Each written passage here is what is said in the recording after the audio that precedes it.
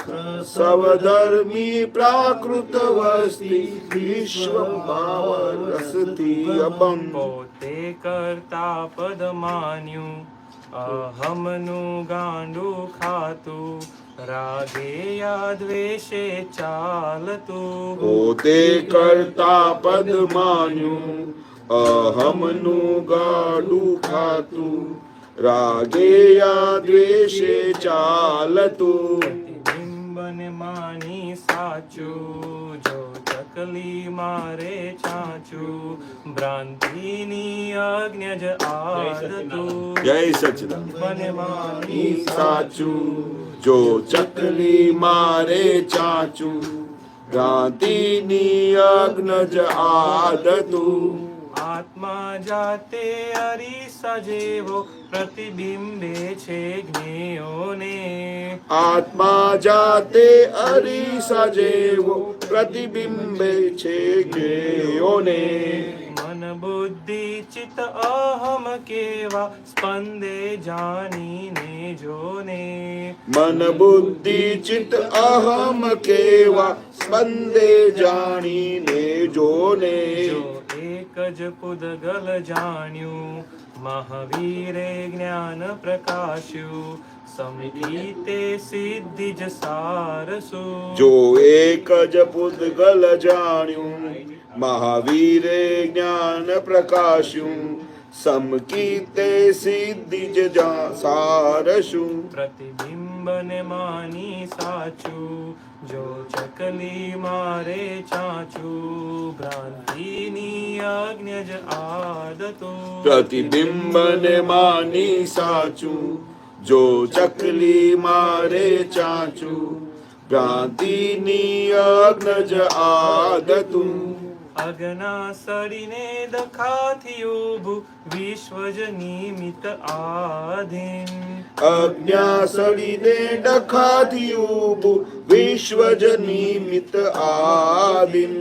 પૂદગલોના સંમેલનને વિસર્જનો એ પર આધીન. ઉદ્ગલોના સંમેલનને વિસર્જનો પર આધીન. આત્મ સ્વરૂપ સાચું, જો જાની તદરૂપ રાચું, સ્વભાવી સુખ જ શાશ્વતું. શુદ્ધાત્મા સ્વરૂપ સાચું, જો જાણી તદરૂપ રાચું, સ્વભાવી સુખ જ શાશ્વતું. પ્રતિબિંબને માની સાચું, જો ચકલી મારે ચાચું, ભ્રાંતિની આજ્ઞ જ આદતું. પ્રતિબિંબને માની સાચું, જો ચકલી મારે ચાચું, ભ્રાંતિની આજ્ઞ જ આદતું. આત્મ સ્વરૂપ સાચું, જો જાણી તદરૂપ રાચું, સ્વભાવી સુખ જ શાશ્વતું. શુદ્ધાત્મા સ્વરૂપ સાચું, જો જાણી તદ્રૂપ રાચું, સ્વભાવી સુખ જ શાશ્વતું. જય સચ્ચિદાનંદ, જય સચ્ચિદાનંદ. ગજબનું પદ કાઢ્યું આજે તો.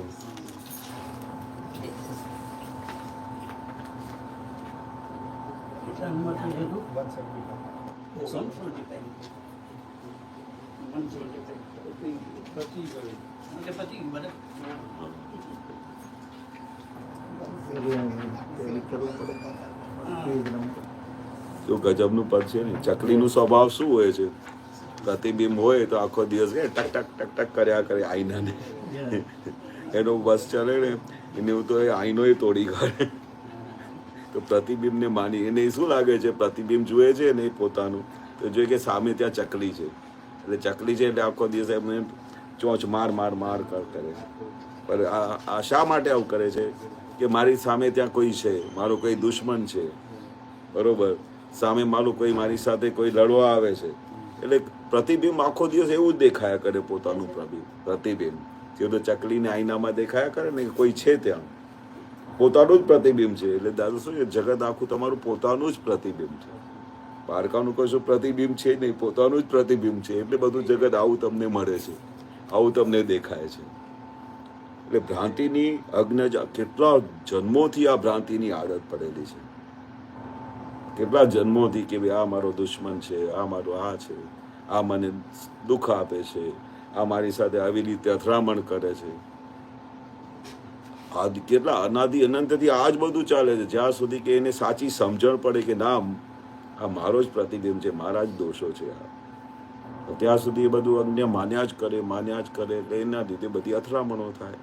એના લીધે દાદા કે આખું જગત ઊભું છે ભ્રાંતિની લીધે. જો ભ્રાંતિ આપણી નીકળી જાય છે તો પછી કેવું જગત સરસ લાગે છે, કેવું સુંદર લાગે છે. આપણે દેખાઈ ગયું કે અમારા ફાધર છે પણ એમનું કોઈ દોષ નથી, અમારા બ્રધર છે એનું કોઈ દોષ નથી, અમારું સન છે એનું કોઈ દોષ નથી, મારો જ હિસાબ છે. કારણ કે ભ્રાંતિથી એ બધું દેખાય છે કે ભાઈ આ જ કરે છે.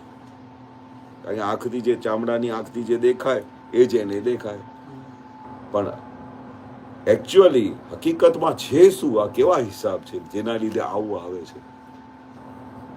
દાદા કહે ને કે આ બધી રકમો છે, એ રકમો શા માટે દાદાએ શબ્દ આપ્યું કે રકમોનો કેવી રીતે નિકાલ કરો, કારણ કે પેન્ડિંગ કેસ થઈ જશે તમારો. આપણે હવે પેન્ડિંગ કેસ ના જોઈએ આ જ્ઞાન પછી, આ સમજણ પછી શું થાય કે ભાઈ કેમ કરીને હવે નિકાલ કરીને આ જગતમાંથી છૂટી જઈએ. કારણ કે બીજો કોઈ રસ્તો બી નથી આપણી પાસે. આ તો જ્ઞાનીઓએ આ બધો રસ્તો બતાડેલો કે આપણે આ રીતે છૂટી શકીએ છીએ, બાકી બીજો કોઈ રસ્તો હોતો નથી. પણ આ એક બીજું વસ્તુ અહીંયા બહુ સરસ આવ્યું કે આ મહાવીર ભગવાન શું કરતા હતા કે આપણી પાસે જે રીતે મહાવીર ભગવાનને આખું કેવળ જ્ઞાન થઈ ગયું હતું, તો મહાવીર ભગવાન શું કરતા હતા, આખો દિવસ પૂતગલને જોયા કરતા હતા કે મહાવીર શું કરે છે. એ આખો દિવસ પૂતગલ, એટલે કે મેં એવું તમને જ્ઞાન આપ્યું છે, આખો દિવસ જોયા કરો. 2 દિવસ તમને ટાઈમ મળે, 1 દિવસ ટાઈમ મળે, કલાક બી મળે ને તોય આપ જોઈ જવાનું, પણ આંખ બંધ કરીને જોવાનું કે હાલો આપણું પૂતગલ શું કરે છે, અંદર કેવા વિચારો આવે છે, અંદર કેવી રીતે આપણે અથડામણો થાય છે, શું થાય છે, કયા કારણથી થાય છે. દાદા કે તમે ટોર્ચ મારો તો આખા અંદર રૂમમાં આખી લાઇટ થઈ જાય. અંધારો રૂમ હોય તો એમાં ટાર્ચ મારો તો બધું દેખાય ને કે આ ખૂણામાં આ ખુરશી પડી છે, અહીંયા સામે ટીવી પડી છે. અંધારું હોય તો તમે કેવા ચાલો, તમને કહે કે પેલા ટીવી ક્યાં છે, એટલે ઘોર અંધકાર હોય તો તમે ક્યાં હાથ મારો, કશું દેખાય જ નહીં. એટલે અંધારામાં કશું દેખાતું નથી. અજ્ઞાન એટલે અંધારું. એ દાદા અંધારામાંથી અમને બહાર કાઢ્યા છે, અજ્ઞાનમાં લઈને આવ્યા છે. એટલે અમારે દરેક વસ્તુ આમ જેમ છે તેમ દેખાય છે કે આ પેલા સામે ફેન છે, આ બાજુ ટીવી છે, આ બાજુ ફેન છે, અહીંયા દાદાની મૂર્તિ છે, એઝ ઇટ ઇઝ દેખાય છે. લાઇટ છે ને, ફૂલ પ્રકાશ છે, એટલે એઝ ઇટ ઇઝ દેખાય સ્થૂળ રીતે. પણ સૂક્ષ્મ રીતે કેવું છે, અંદર પ્રકાશ થઈ જાય. અંદર આમ અજ્ઞાન એટલે શું, અંધકાર. અજ્ઞાન એટલે આખું ઘોર અંધકાર, કશું ખબર જ ના પડે કે શું ચાલે છે, હું કોણ છું, આ શા માટે આવું કરે છે, આ સામે તેઓ દોષો કરે છે, પેલા આમ કરે છે. આખું બધું અંધકારમાં આ જ દેખાય. આ જગતમાં બીજું કશું દેખાય જ નહીં. આખું જગત દોષિત દેખાય અંધારામાં, પણ આ પ્રકાશમાં આપણે પોતાના દોષ દેખાય છે, આખું જગત નિર્દોષ દેખાય છે. એટલે દાદા કહે છે મેં તમને એવો પ્રકાશ કરી આપ્યો છે, આખું પ્રકાશમાં તમને લાવી દીધા છે, આખી જાગૃતિ આવી ગઈ છે. તો હવે શું કરતો મહાવીર ભગવાનને સમજો કેવળ જ્ઞાન થઈ ગયું તો એ શું કરતા હતા કે જ્યાં સુધી એમનું ટાઈમ પૂરું થાય એ પૂતગલને જોયા કરતા હતા નિરંતર. કાનમાં ખીલા નાખે તોય બી એમને જોયા કરતા હતા, તોય એમને નિર્દોષ જોયા. એટલે આવો મેં તમને જ્ઞાન આપ્યું છે. ધારે કે જેટલું તમે વાપરશો એટલું તમારું કામ થશે, નહીં વાપરશો તો કઈ નહીં. આમ પેલી તલવાર પછી આપણે તલવારને ના વાપરીએ તો શું થઈ જાય, કાટ લાગી જાય ને, પછી કોઈ કામની નહીં. ગમે તેવી સોનાની તલવાર કેમ ના હોય, સોનાની તલવાર છે તો એ કાટ લાગી જાય, કઈ કામ જ નથી. એટલે આ વિજ્ઞાન તમે વાપરશો તો તલવાર તમારી એકદમ તીખી રહેશે. એટલે ગમે તેવા સંજોગો આવે, ગમે તેવા પેલા મુસીબતો આવે, ગમે તેવા દુશ્મનો આવે ને તમારી તલવાર તે જો તો ફટ કરીને કાપી કાઢશે. દુશ્મન તો ખરા કે નહીં આપણે આજુબાજુ, બહારના ના હોય તો પછી અંદરના કેટલા બધા દુશ્મનો હોય, ચેનથી બેસવા ના દે. એક વખત કઈ વસ્તુ પકડાઈ જાય ને તો આખો દિવસ ત્યાં ભમ્યા કરે. અને હેરાન કરી નાખે તમને. પણ એના પાસે આપણી દાદાની તલવાર તેજ હોય, દાદાની તલવાર. અમે આ દાદાની તલવાર તેજ રાખીએ તો ગમે તે આવે ફટ કરીને કાપી નાખીએ, ગમે તે આવે ફટ કરીને કાપી નાખીએ. દાદાનું એક એક વાક્ય, એક એક વચન એ મોટી મોટી તલવારો છે. એટલે સંજોગો તો આવ્યા જ કરવાના, એવું તો છે નહીં. આપણે સવારથી ઉઠ્યા, આપણે સમજો અઠવાડિયા સુધી ફેક્ટરીમાં જઈએ કે ઓફિસમાં જઈએ, ક્યાં જઈએ તો સવારથી લઈને સાંજ સુધી કેટલા સંજોગો આવે છે, કેટલા સંયોગો ભેગા થાય છે. અહીંયાથી બહાર નીકળ્યા તો તમને કોઈ આમ કર્યું, હાથ ઊંચું કર્યું, એક સંજોગ આવી ગયો. પછી રસ્તામાં કેમ દેખાતા નથી, શું બહુ મોજમાં આવી ગયા છો, બહુ આવતા નથી, આવો કોઈક દિવસે. અમે શું ત્યાં કઈ કુસંગ કરીએ છીએ? અમે બી અહીંયા સત્સંગ કરીએ છીએ, તમે બહુ સત્સંગી થઈ ગયા છો, આમ તેમ કેટલું બધું. હવે એ સમજાય નહીં કે મારી કેવી તકલીફ છે, શા માટે નથી આવતું, કયા ફાઇલો છે એનું સંભાવે નિકાલ કરું છું. તો સંયોગો તો પાર વગર ના આવ્યા. તો કેટલા બધા સંજોગો આવ્યા કરે. તો જેની પાસે આ વિજ્ઞાન હોય, દાદાઈ વિજ્ઞાન હોય, જે રીતે મહાવીર કહેતા હતા કે આવું બધું બોલી ગયા તમને રસ્તામાં, તો તમને પેલું રિએક્શન થઈ જાય. પોતે કશું કરતા નથી, મને સલાહ આપે છે. થાય કે ના થાય? પોતે કયું જ્ઞાનમાં રહે છે? આપણે સંયોગ ભેગો થયો. જય સચ્ચિદાનંદ, જય સચ્ચિદાનંદ. એટલે એવું છે, સંયોગો તો પાર વગર આવતા જ રહેવાના. રોજે સવારથી સાંજ, જ્યાં સુધી તમે ઓફિસ જાઓ ફરી સંયોગ ભેગો થયો. બોસે તમને આમ ફાયરિંગ આપી, ફરી સંયોગ ભેગો થયો. પછી તમારો કલીગ તમારી સાથે અથડામણમાં આવી ગયો. તમે કેવી રીતે? તમારા પર બોસ તો બહુ કાયમ ખુશ રહે છે. તમે કેટલી વખત રજાઓ લો છો, કોક વખત લેવો, પણ મને તો આખો દિવસ આમ ફાયરિંગ આપ્યા કરે છે. હવે એનું હિસાબ જુદું હોય, બરોબર. ફરી પઝલ ઊભી થાય. એટલે ઢગલે ને પગલે વારે ઘડીએ સંયોગો ભેગા થાય. પછી તમારી સાથે ઈર્ષ્યા કરે કે આને કેવું આમ કરે છે, શું પાર્શિયાલિટી છે એમની સાથે, જાત જાતનો વિચાર કરે. એટલે તમે કેલ્ક્યુલેશન કરો ને, તે દાદા કહેતા તમે કેલ્ક્યુલેશન કરો તો તમને ખબર પડે કે સવારથી લઈને સાંજ સુધી કેટલા સંજોગો ભેગા થાય છે. અંદર કેટલી બધી ગમસાન ચાલે છે, અંદર કેટલી બધી બૂમાબૂમ થાય છે. તો એ બધા ભેગા થાય ને, એ બધા સંયોગો જે કંઈ પણ ભેગા થાય પૂતગલની અંદર, જે પૂતગલમાં વિચારો આવે, તો આ કેવળ જ્ઞાન પછી એ મહાવીર ભગવાન નિરંતર પૂતગલને જો કરતા હતા. એટલે જુએ ને તો પછી એમને કઈ બી પ્રકારની અસર ના થાય. જુએ એટલે જુદો પડી જાય જોતાની સાથે. આ દેવેન્દ્રનું ખાતું છે એટલે આમ જુએ ને, દેવેન્દ્ર તને વિચાર આવે એટલે જુદો થઈ ગયો. એટલે દાદા કહેતા હતા કે આ વિજ્ઞાન પછી નિરંતર સમાધિ રહે. કઈ બી વસ્તુ તમને ટચ ના કરે, અસર જ ના કરે. તો આ કેવા વિજ્ઞાનમાં રહેવાનું? ખાલી વાત કરીએ તરત છૂટો પડી જાય વાત કરતાની સાથે.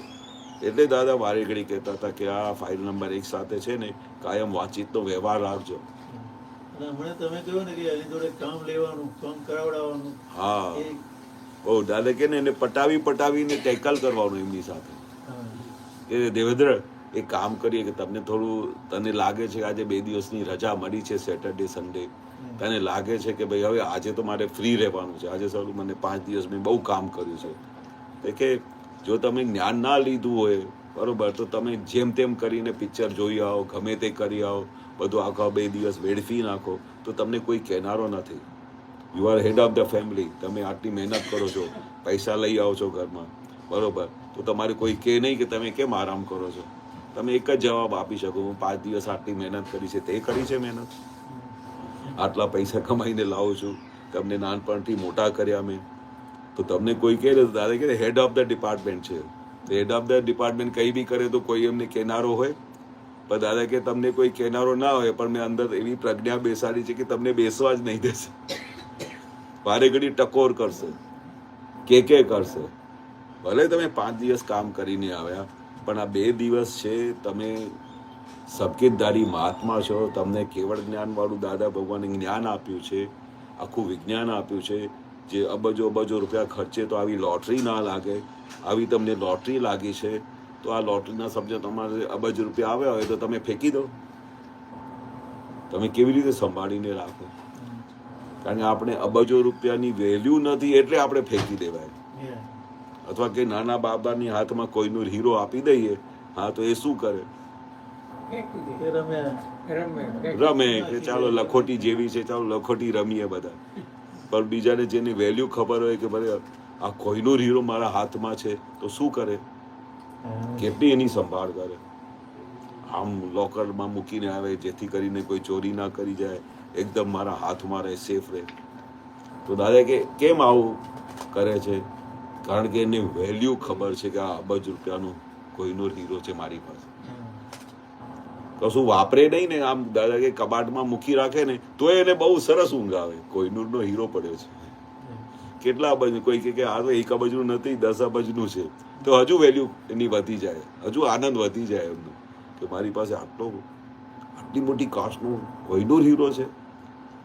કેટલી અંદર સમાધિ રહે, બોલો. આનંદ વર્ત્યા કરે. તો દાદા કે મેં એવું જ તમને કોહિનૂર હીરો હાથમાં આપ્યું છે. પછી શું કહેતા, નાના બાળકની હાથમાં આપી દીધું છે, તો એને વેલ્યુ ખબર પડતી નથી. જો વેલ્યુ ખબર પડે ને કે મારા હાથમાં કોહિનૂર હીરો છે તો એને છોડે નહીં. દાદા કે ગમે તેવો સંજોગ થઈ જાય, દાદાની એક એક આજ્ઞાને પકડીને એ દિશામાં દોડતો જાય.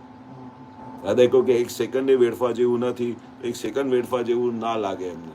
કારણ કે બેક ઓફ ધ માઇન્ડ એને what he will feel all the time, I have got a Kohinoor hero. Any value એને દેખાશે બેક ઓફ ધ માઇન્ડ. તો પછી એને તો એટલા બધા પ્રોટેક્શન કરે, એવું બધું રૂમ બનાવે ને કે કોઈ એમાં અંદર જઈ બી ના શકે. પેલા બેંકમાં હોય છે ને પેલું કયું, હા, ફૂલ સિક્યુરિટી વાળો રૂમ હોય છે કે સાવ કેટલા બધા તાળા લગાડે, આમ કરીને ખોલે તો આમ એવું લાગે કે આવું હોય છે લોકર. એવું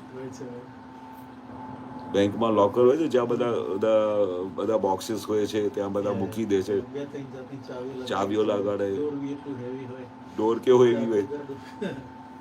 સારું, આમ ખોલે તો અમે હેરાન થઈ જઈએ કે આવું શું હશે અંદર લોકરમાં. તો દાદા કે એવું મેં તમને કોહિનૂરનો હીરો હાથમાં આપ્યું છે, જો તમે એની કદર કરશો, તમે વેલ્યુ કરશો તો એટલું જ સુખ આવશે.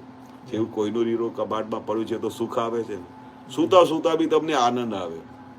ફોટો પાડે ને તો આમ ઊંઘતા બી આમ કે આ હસે છે કેમ, તો કે ઊંઘતા બી એને મજા આવે છે કે કોહિનૂર હીરો છે, એટલે ઊંઘમાં બી હસે. કેટલા હોય છે ને ઊંઘમાં હસતા હોય.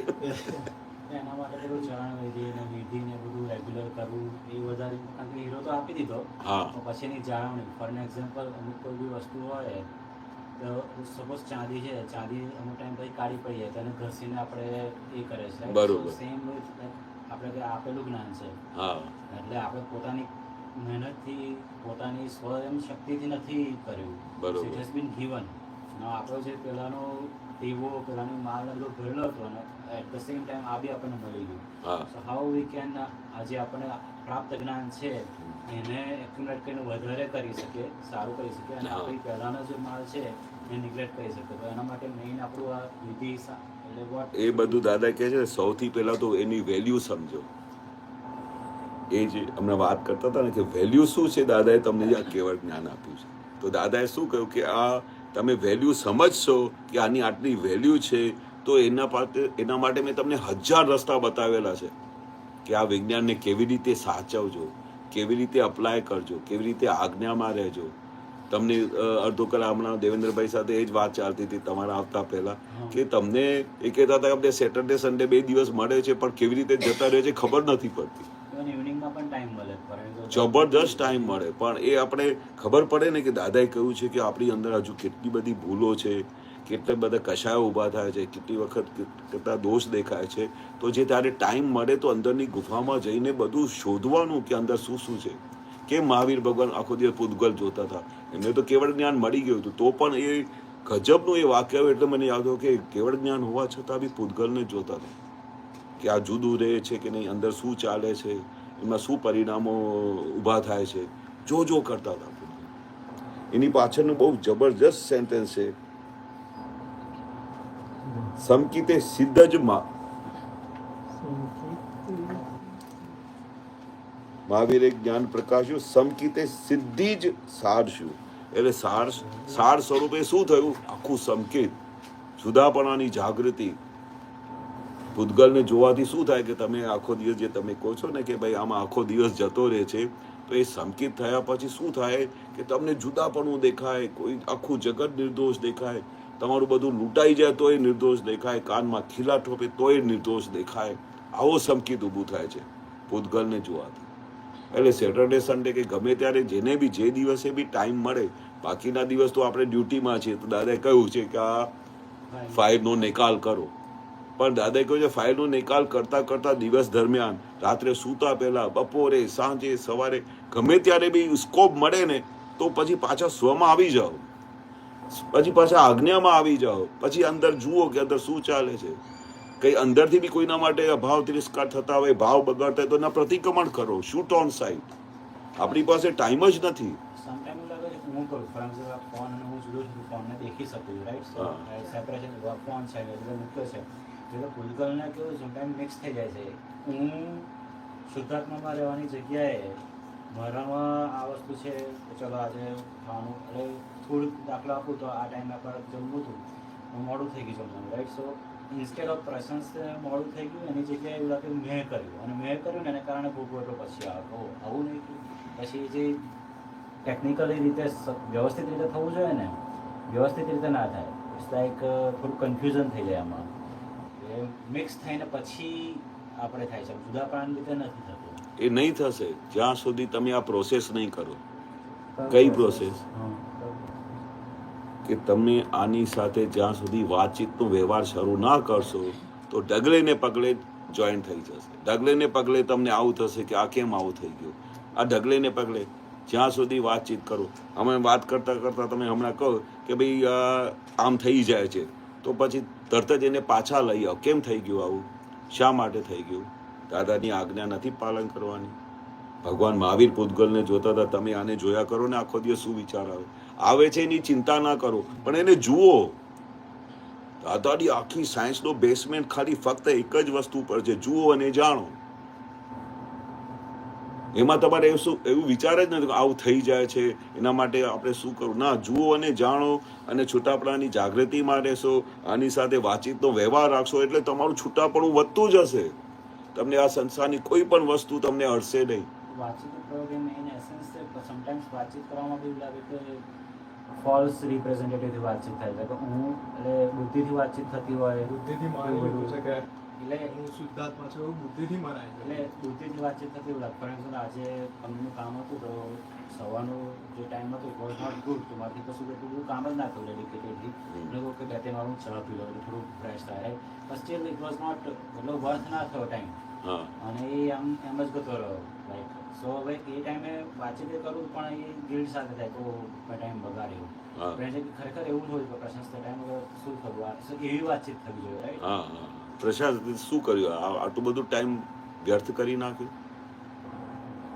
એક સેકન્ડે કેવળ જ્ઞાન પછી કોઈ બી તીર્થંકરો કે કોઈ જ્ઞાનીઓ એક સેકન્ડ માટે પણ આમ આખું એમનો ટાઈમ વેડફી ના નાખતા હતા.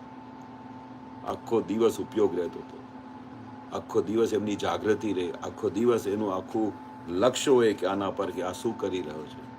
એ વાતચીત કરતા કરતા બોજો આવે છે, મીન્સ આપણે ખોટું કરીએ છીએ. બોજો આવે તો આપણે પછી બુદ્ધિથી બધું કરીએ છીએ. બોજો તો આવે જ નહીં. વાતચીત કરો એટલે તરત જ છૂટું થઈ જાય. બરાબર. એટલે એના પર એ છે તમે કે બુદ્ધિથી માની જાય કે શું કરવું. એવું બુદ્ધિથી માને તો બોજો આવે. બોજો આવે. તમને લાગે તમારે સુખ ઉભરાય નહીં.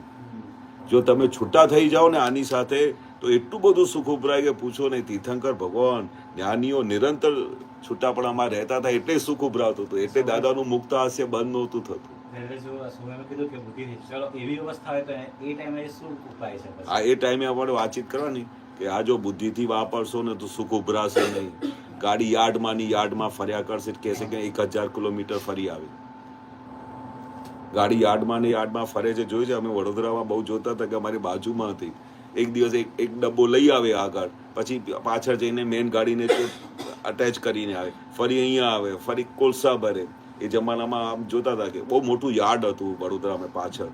તો એ યાર્ડમાં શું છે, ગાડી ફર્યા જ કરે, ફરી સવારથી લઈને સાંજ કરી. એક ગાડી જાય તો પછી બીજી ગાડી માટે કોલસા ભરીને જાય, ઇન્જિનમાં મૂકી આવે. તો એ શું કરે, તો દાદાને એ વાક્ય કેવી રીતે કહેવું પડ્યું. હવે ગાડી તો બહુ 1000 કિલોમીટર ચાલી ગઈ સવારથી લઈને સાંજ સુધી, પણ એ કે હું તો 1000 કિલોમીટર ગાડી ચલાવી છે, પણ કર્યું શું? યાર્ડમાં જ ફર્યા કરતી, ત્યાં જ રહી ગાડી. તારી પ્રોગ્રેસ તો થઈ નહીં.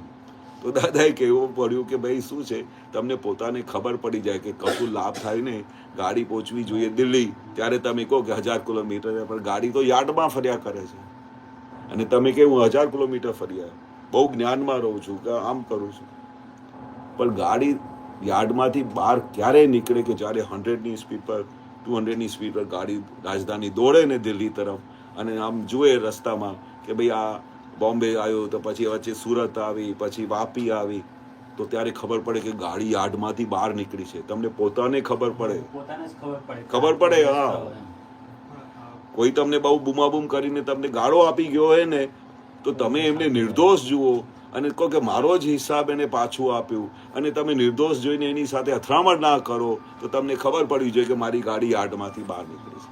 કારણ કે આપણું કહેવાનું બને આયુષ્ય ટૂંકા છે ને ઘાસરા કરમના. હા, તો આયુષ્ય ખબર નહીં, ભરોસો ક્યાં છે ને, એકવાર આયુષ્ય પતી ગયું પછી નેક્સ્ટ લાઈફમાં ખબર નહીં આ જ્ઞાનનું કેવી રહેશે, કારણ જ્યાંથી ઉઠ્યું ત્યાંથી જ થશે પછી, રાઈટ?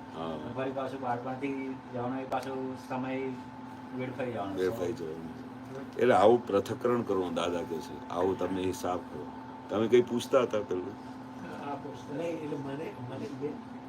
મને એ પ્રશ્ન હતો કે જે વેલ્યુ, જ્ઞાનની વેલ્યુ, બાળક ધારો કે બાળક હોય, બાળકને કોઈ દોર આપ્યું, તો કોહિનૂર એને વેલ્યુ ખબર નથી, પણ પેરેન્ટ્સને ખબર છે. તો એ રીતે જે જ્ઞાનની વેલ્યુ છે એ દાદાને ખબર છે કે આ તો જે મહાત્માઓ છે એમને ધીરે ધીરે સમજાય, પણ એને સમજવા માટે એક્સપેરિમેન્ટ એટલે કે કઈ રીતે એને ઝડપી કરે, ઝડપી કઈ રીતે વેલ્યુને સમજીએ. જો વેલ્યુ સમજાશે તો પછી બધું રેગ્યુલર થઈ જશે.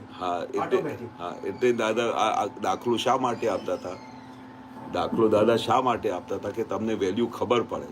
કે દાદા વારે ઘડી કે હવે દાદા એક વાક્ય કે મેં તમને કેવળ જ્ઞાન આપ્યું છે, જે તીર્થંકરો પાસે હતો, જે જ્ઞાની મારી પાસે છે, એ 360 ડિગ્રીનું મેં તમને કેવળ જ્ઞાન આપ્યું છે. આવું મોટું કેવળ જ્ઞાન એટલે કે જેવા તેવા ખાવાના ખેલ નથી.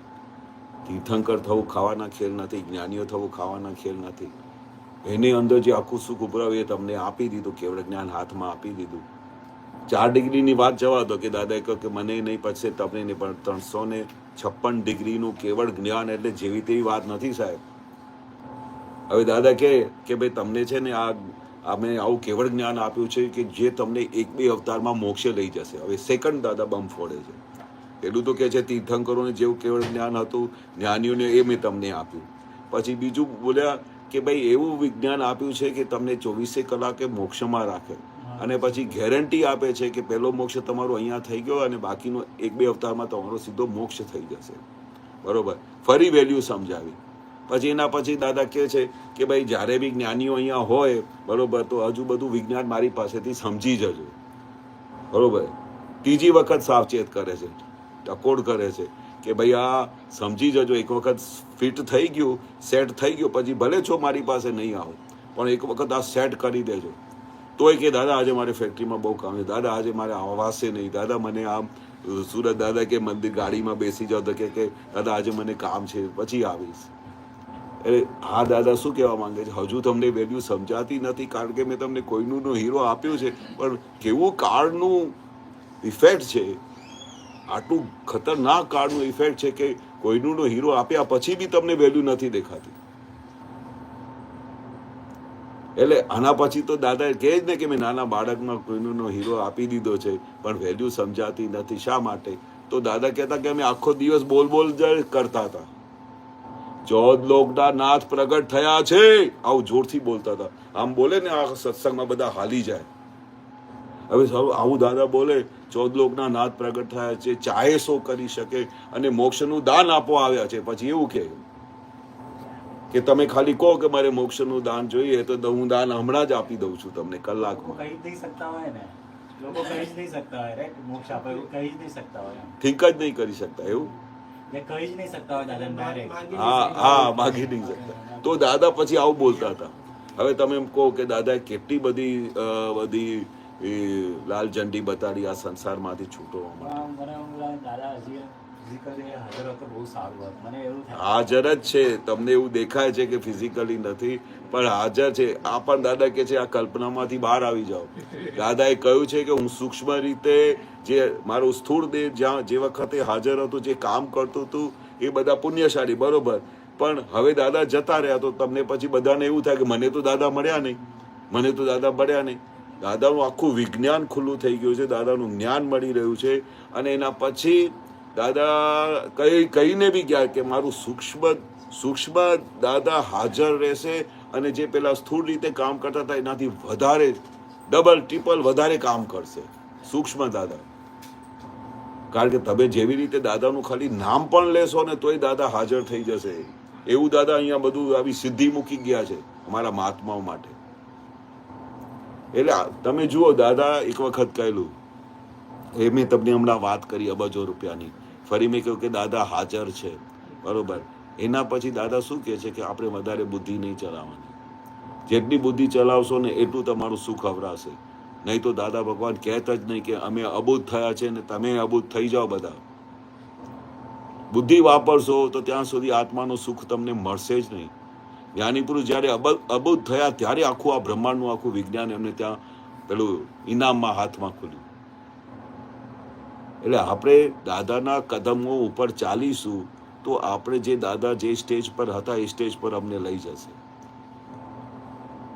જે સ્ટેપ્સ ઉપર જ્ઞાનીઓ ગયા ને એના સ્ટેપે આપણે ચાલતા જવાનું, પાછળ જોવાનું બી નહીં કે પાછળ શું છે દુનિયામાં. તો આ વિજ્ઞાન તમને છે ને બહુ જબરજસ્ત કામ કરશે. હા, એમને શંકા કુશંકા થાય. શંકાભાઈ નહીં, આમ પેલું ફ્રેક્ચર દાદાનું એક વાંકે બી એવું છે ને કે પરપોટો પૂછી જતો રહેશે પછી નહીં વળે પછી, એટલે એવું વાણી મારે એટલા માટે પરપોટો તો આ પરપોટો ફૂટી ગયો, પેલો પરપોટો થોડો ફૂટ્યો હોય. દાદાએ લખી દે ને એટલા માટે એવું મને ના, પણ એ બી દાદા શા માટે બોલતા હતા વારે ઘડીએ કે સાલું આટલું બોલ્યા પછી બી દાદા કે ગાડીમાં બેસી જાઓ. હા, અમે સુરત પેલા સિમંદર સ્વામીના દેરાસરમાં દર્શન કરવા જઈએ છીએ, અને એ પછી કોની સાથે, ભગવાન સાથે આ તમારે આ ચાન્સ મળે છે. હા, અને દાદા કહે છે પાછળ જગ્યા બી છે, અને દાદાએ ગેરંટી આપી છે કે જો તમે મારી સાથે કે જ્ઞાનમાં રહો તો તમારું પાછળ બગડવાનું નથી. આટલા બધા સાંભળ્યા પછી, આટલા વર્ષોના મહાત્મા થઈ ગયા પછી બી દાદા કહે છે બેસી જાઓ, તો એ કહે છે કે દાદા મારે જરા આજે કામ છે, આજે નહીં બેસાય. અમને દાદા કે જેને વેલ્યુ ખબર હોય ને કે દાદા કે એ તો બધા નાચતા હતા કે દાદા આજે મારી લોટરી લાગી, દાદા તમે મને બેસાડ્યા ગાડીમાં, અને 4-3 કલાક સુધી હું ભગવાન જોડે ગાડીમાં બેઠો હોઈશ. ખાલી તમે બેસો ને, તમને બિલીવ નહીં કરશો. અમે તો ગાડી લઈને દાદાને લઈ જતા હતા ને તો મને એવું જ દેખાય કે હું બ્રહ્માંડના સ્વામીને લઈ જાઉં છું. આમ ગાડી ચલાવું ને આમ ખાલી જોઉં તો દાદાને જોતાની સાથે પણ ઠરી જતો હતો. એટલું આનંદ આવે કે ભગવાનની જોડે જઉં છું, હું ભગવાનનો આમ ચોકીદાર છું, ભગવાનનો પેલો ગાડી ચાલક છું. આખું જગત વિસ્મૃત થઈ જાય એવા ભગવાનને જ્યારે તમે જોડે બેઠા હો અને કે ભાઈ આ પાછળ બેસી જાઓ, તો એ કે ચાલું. તો એટલા માટે બોલતા હતા દાદા જે તમે વાક્ય બોલ્યા ને, શું બોલ્યા? હા, એટલે એ લોકોને, આવા લોકોને દાદાએ સાવચેત કરવા માટે કહેતા કે સાલું બધું છોડીને આવતા રહો, પરપોટો ક્યારે ફૂટી જશે તો કશું કામ થશે નહીં તમારું. એવા લોકો માટે બોલતા હતા. બાકી દાદાનું ઐશ્વર્ય તો કેવું છે કે 2,500 કેટલા હજાર વર્ષ સુધી કહેલું છે, મને વાક્ય યાદ નથી આવતું, પણ આટલા 1000 વર્ષો સુધી આખું અક્રમ વિજ્ઞાન ચાલશે અને લોકો એને ફોલો કરશે અને મોક્ષનો અનુભવ કરશે, આવું બોલીને ગયા છે. તો પછી તમે ક્યાં કહો છો કે દાદા નથી અહીંયા? દાદા હોત તો આમ થાય. એવું સૌથી પહેલા તો તમને જે વિચારો હેરાન કરે ને અને તમને એવું ક્વેશ્ચન ઊભું કરે અને માઇન્ડમાં પેલું કંઈ ફણકો ફૂટે ને, એ પહેલાં એને કાપી કાઢો. કારણ કે જ્ઞાનીઓ આવું ખોટું વાક્ય બોલીને ના જાય ધરતી ઉપર. આપણી બુદ્ધિ એવું દેખાય છે કે હોત તો આમ થાત. અરે દાદા હતા ત્યારે કેટલા બધા લોકો પામતા નહોતા. Can you believe it? દાદા પેલા મામાની પોળમાં દિવસ રાત સત્સંગ કરતા હતા, લાઈનો લાગતી હતી, તો એ મામાના પોળમાં એકે આજુવાળાએ જ્ઞાન લીધું નહીં. તો હવે બતાવો, તે વખતે એ લોકો માટે દાદા હાજર નહોતા? શું કામ લીધું એ લોકોએ? એ વખતે બુદ્ધિથી પણ ચેક કરવા આવ્યા હોત તો એ કામ નીકળી જાય. તોય કામ નીકળી જાય, તોય દાદા એની બુદ્ધિ ફ્રેક્ચર કરીને આપતા હતા. સામાન્ય વાત છે, 5000 વર્ષ કૃષ્ણના થયા. હા, અત્યારે કામકાજ તો ચાલુ જ છે ને હા નહીં ચાલતું બરોબર છે. એમના શાસન દેવી દેવતાઓ કામ કરે તો કરે પછી ના બધા તો આ તો દાદા તો હમણાં થયા જો જ્ઞાનવિધિ લીધી છે એનો એક્સપિરિયન્સ તો બહુ જોરદાર હતો. કયું આ જ્ઞાનવિધિનો જે હા, હા. 2008 માં લીધી હતી. બસ આટલું જ બહુ એ મોટો experience મોટામાં ત્યારે હતું ને, જય સચ્ચિદાનંદ, તારે જે experience હતો, હા. હવે એવો experience મને લાઈફમાં ક્યારેય નહીં ક્યારે થયો. બધાને એવું છે આ Amazing. આ મોટામાં મોટું પ્રૂફ છે કે દાદા નહીં તો દાદા કે ને કે આજે પણ દાદાનું વિજ્ઞાન પ્રાપ્ત થઈ ગયા પછી સવારે એને ઢંઢોળીને પૂછો ને કે તું કોણ છે તો તારે એક જ જવાબ મળશે કે હું શુદ્ધ આત્મા છું અને આ ફાઇલ નંબર 1 છે. આ જ્ઞાની પુરુષનું ઐશ્વર્ય કામ કરે છે, જ્ઞાની પુરુષની હાજરી કામ કરે છે. નહીં તો આવું બધું લોકોને છે ને એટલા બધા આનંદમાં રહે છે, કેટલા બધાની કેટલી સમાધિ વર્તાય છે, કેટલા બધા આમ મોક્ષમાં રહે છે. એક એકનું તમને વર્ણન બતાવું તો હું થાકી જવું. કારણ કે દરેક જણાને નહીં તો એક વખત શું કરવાનું, તમારે ફૂલ જવાબ જોઈએ ને એ દાદા ભગવાને પ્રોસેસ કરાવેલી કે જ્ઞાન પહેલા મારી શું પરિસ્થિતિ હતી અને જ્ઞાન પછી મારી શું પરિણીતિ છે. એ તમે છે ને બે જે પેલું નહીં પેલા સ્કૂલમાં શીખવાડતા હતા ડિફરન્સ ઓફ એવું કંઈ આવતું હતું, હવે તો ભૂલી ગયો છું બધું. એક બાજુ બધું એમના ફાયદા બતાવતા હતા, એક બાજુ બધા શું નુકસાન છે, બરોબર મને પૂછ્યું તું કરું કશું એવું શીખવાડતા હતા ને હવે તો બધું 70 વર્ષ થઈ ગયા, બધું યાદ જ નથી. કરું દાદાએ મને પૂછ્યું તું, મને કે તું પહેલા કેવો હતો કે હા હા તો હું વિચારમાં પડ્યો હતો ફરી તો પહેલા કેવો હતો એ તો એની વાત જ છે. એ દાદા કે ને એનું ફોટો જોઈએ ને તો તોય આપણે અરેરાટી આવે, સાલો આવો હતો. આમ પોતાનું ફોટો પાડીએ તો આનંદ આવવું જોઈએ, પણ જ્યારે આવો ફોટો જોઈએ ને કે પહેલા કેવો હતો તો સાલો એમને આવો હતો તું, અને પછી જ્ઞાન પછી તમે તમારો ફોટો જુઓ તો કે હા હા શું વાત છે, કેવું બધું ચેન્જ થઈ ગયું છે. એટલે દાદા કહે ને કે આઈનામાં જઈને આમ ઠપઠપાવાની ખોટી. ધન્ય છો તમે, દાદાનું જ્ઞાન તમે સમજ્યા, તમને દાદાનું જ્ઞાન પ્રાપ્ત થયું, કેટલા પુણ્યશાળી છો. રોજે દાદા કે છે, હું તો નાનપણમાં આઈનામાં જઈને એવું કરતો હતો. અમને એક છોકરાઓમાં એક એવું હતું કે ખબર નહીં હશે કે આપતો હતો કે દાદા કંઈ બી કે ને તો અમે પ્રોસેસ કરતા હતા કે આઈનામાં જઈને નાચવાનું હતું, બાથરૂમમાં જઈને નાચતો હતો. કઈ બહાર નાચીએ તો બધા કે શું ખબર નહીં ગાણો થઈ ગયો છે, આખો દિવસ નાચ કે બાથરૂમમાં કોણ જોવા આવવાનું છે. પણ બહુ આનંદ થતું હતું આમ નાચતા. વ્યૂ પોઈન્ટ જ બદલી કાઢે. મેં હા. પહેલા મેઇનલી નેગેટિવ વાત પર ફોકસ થતું હતું, હા. પોઝિટિવ વાત પર ફોકસ થાય. કેટલું ડિફરન્સ છે બોલો. કેમ કે આપણે આપણે જોવા જાઓ તો there is no end of knowledge. નોલેજની એન્ડ નથી, હા. પણ આત્માના નોલેજની તો અથાહ છે. અથાહ. અને જેટલું જાણશો તો એ તમને કહેશો હજુ જાણ્યું નથી. હા, જેટલું જાણશો ને તો એ કહેશે કે અરે આજે મેં નવી વાત સમજી. કારણ કે જ્યાં સુધી આ કેવળ જ્ઞાન નહીં થશે ને તમને ક્વેશ્ચન થયા જ કરશે. અને જ્યારે એકદમ બધું થઈ જશે ને ત્યારે તમે ઠરી જશો, હવે કશું જાણવાની જરૂર નથી. આત્મજ્ઞાન હવે એક વસ્તુ કહું, બીજું તમારે આ વાક્ય કહ્યું તો એક વખતે બહુ સત્સંગ ચાલતું હતું, જોરદાર જબરજસ્ત સત્સંગ ચાલતું હતું ને દાદાએ કહી પેલા ચરણ વિધિમાં બી આવ્યું છે કે ટંકોત કીડવત જેવો શુદ્ધ આત્મા છું. હવે ટંકોત કીડવત તમે નવા SSCમાં હજુ ગયા, હવે ટંકોત કીડવત શબ્દ સમજાય નહીં. પછી દાદા આમ બતાય બી ખરું કે ભાઈ પાણી અને તેલમાં બધું મિક્સિંગ કરીએ તો એ એકાકાર થતું નથી, છૂટો ને છૂટો રહે છે. એવો આત્મા ટંકોત કીણવત છે, આની સાથે જોડાયેલો છે પણ ફરી બી છૂટો છે, ગમે તેટલો આમ જોડાયેલો છે, પણ એ ઉંમરમાં કશું સમજાતું નહોતું. તો દાદા આવું બધું બોલતા હતા, બહુ ડિટેલમાં વિજ્ઞાન ખુલ્લું કર્યું. તો મેં દાદાને કહ્યું કે દાદા આ તો બધું ટંકોત કીણવત, આ કેવું છે આત્મા, આવું બધું કંઈ સમજાતું નથી, બધું ભંપર જાય છે, એવું શબ્દ બોલ્યો. દાદા બી આવું બધું ના સમજાય ને અમને, તો દાદાનું વિજ્ઞાન ચાલતું હોય તો થોડું ડિપ્રેશન આવી જાય. તો અમે દાદાને તરત જ પૂછતા હતા કે દાદા આ શું છે, આ ટંકોત કીણવત, આવા જે બધા કેવળ જ્ઞાન સ્વરૂપ છું, આ બધું શબ્દો.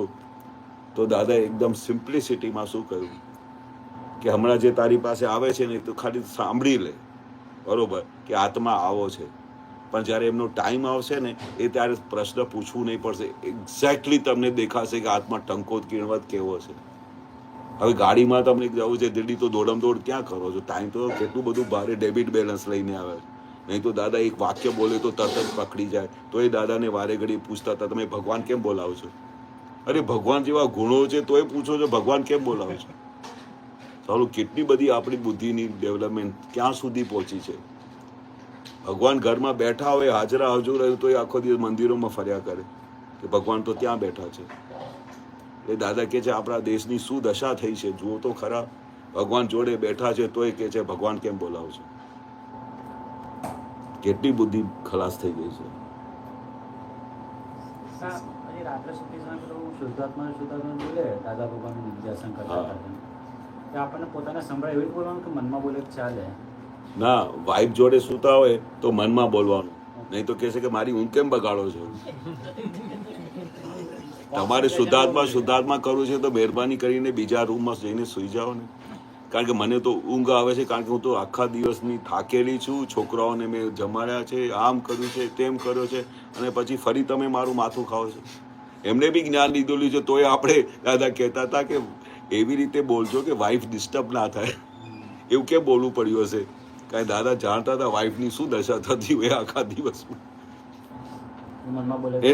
એને બી જ્ઞાન લીધું છે, પણ દાદાએ આજ્ઞા આપેલી કે હું શુદ્ધાત્મા છું, એવી રીતે બોલજો કે વાઈફ બાજુમાં સૂતા હોય તો ડિસ્ટર્બ ના થાય એમને. તો મનમાં બોલજો, ના હોય તો જોર જોરથી બોલજો. પછી તમને કોઈ કહેવા વાળો નથી.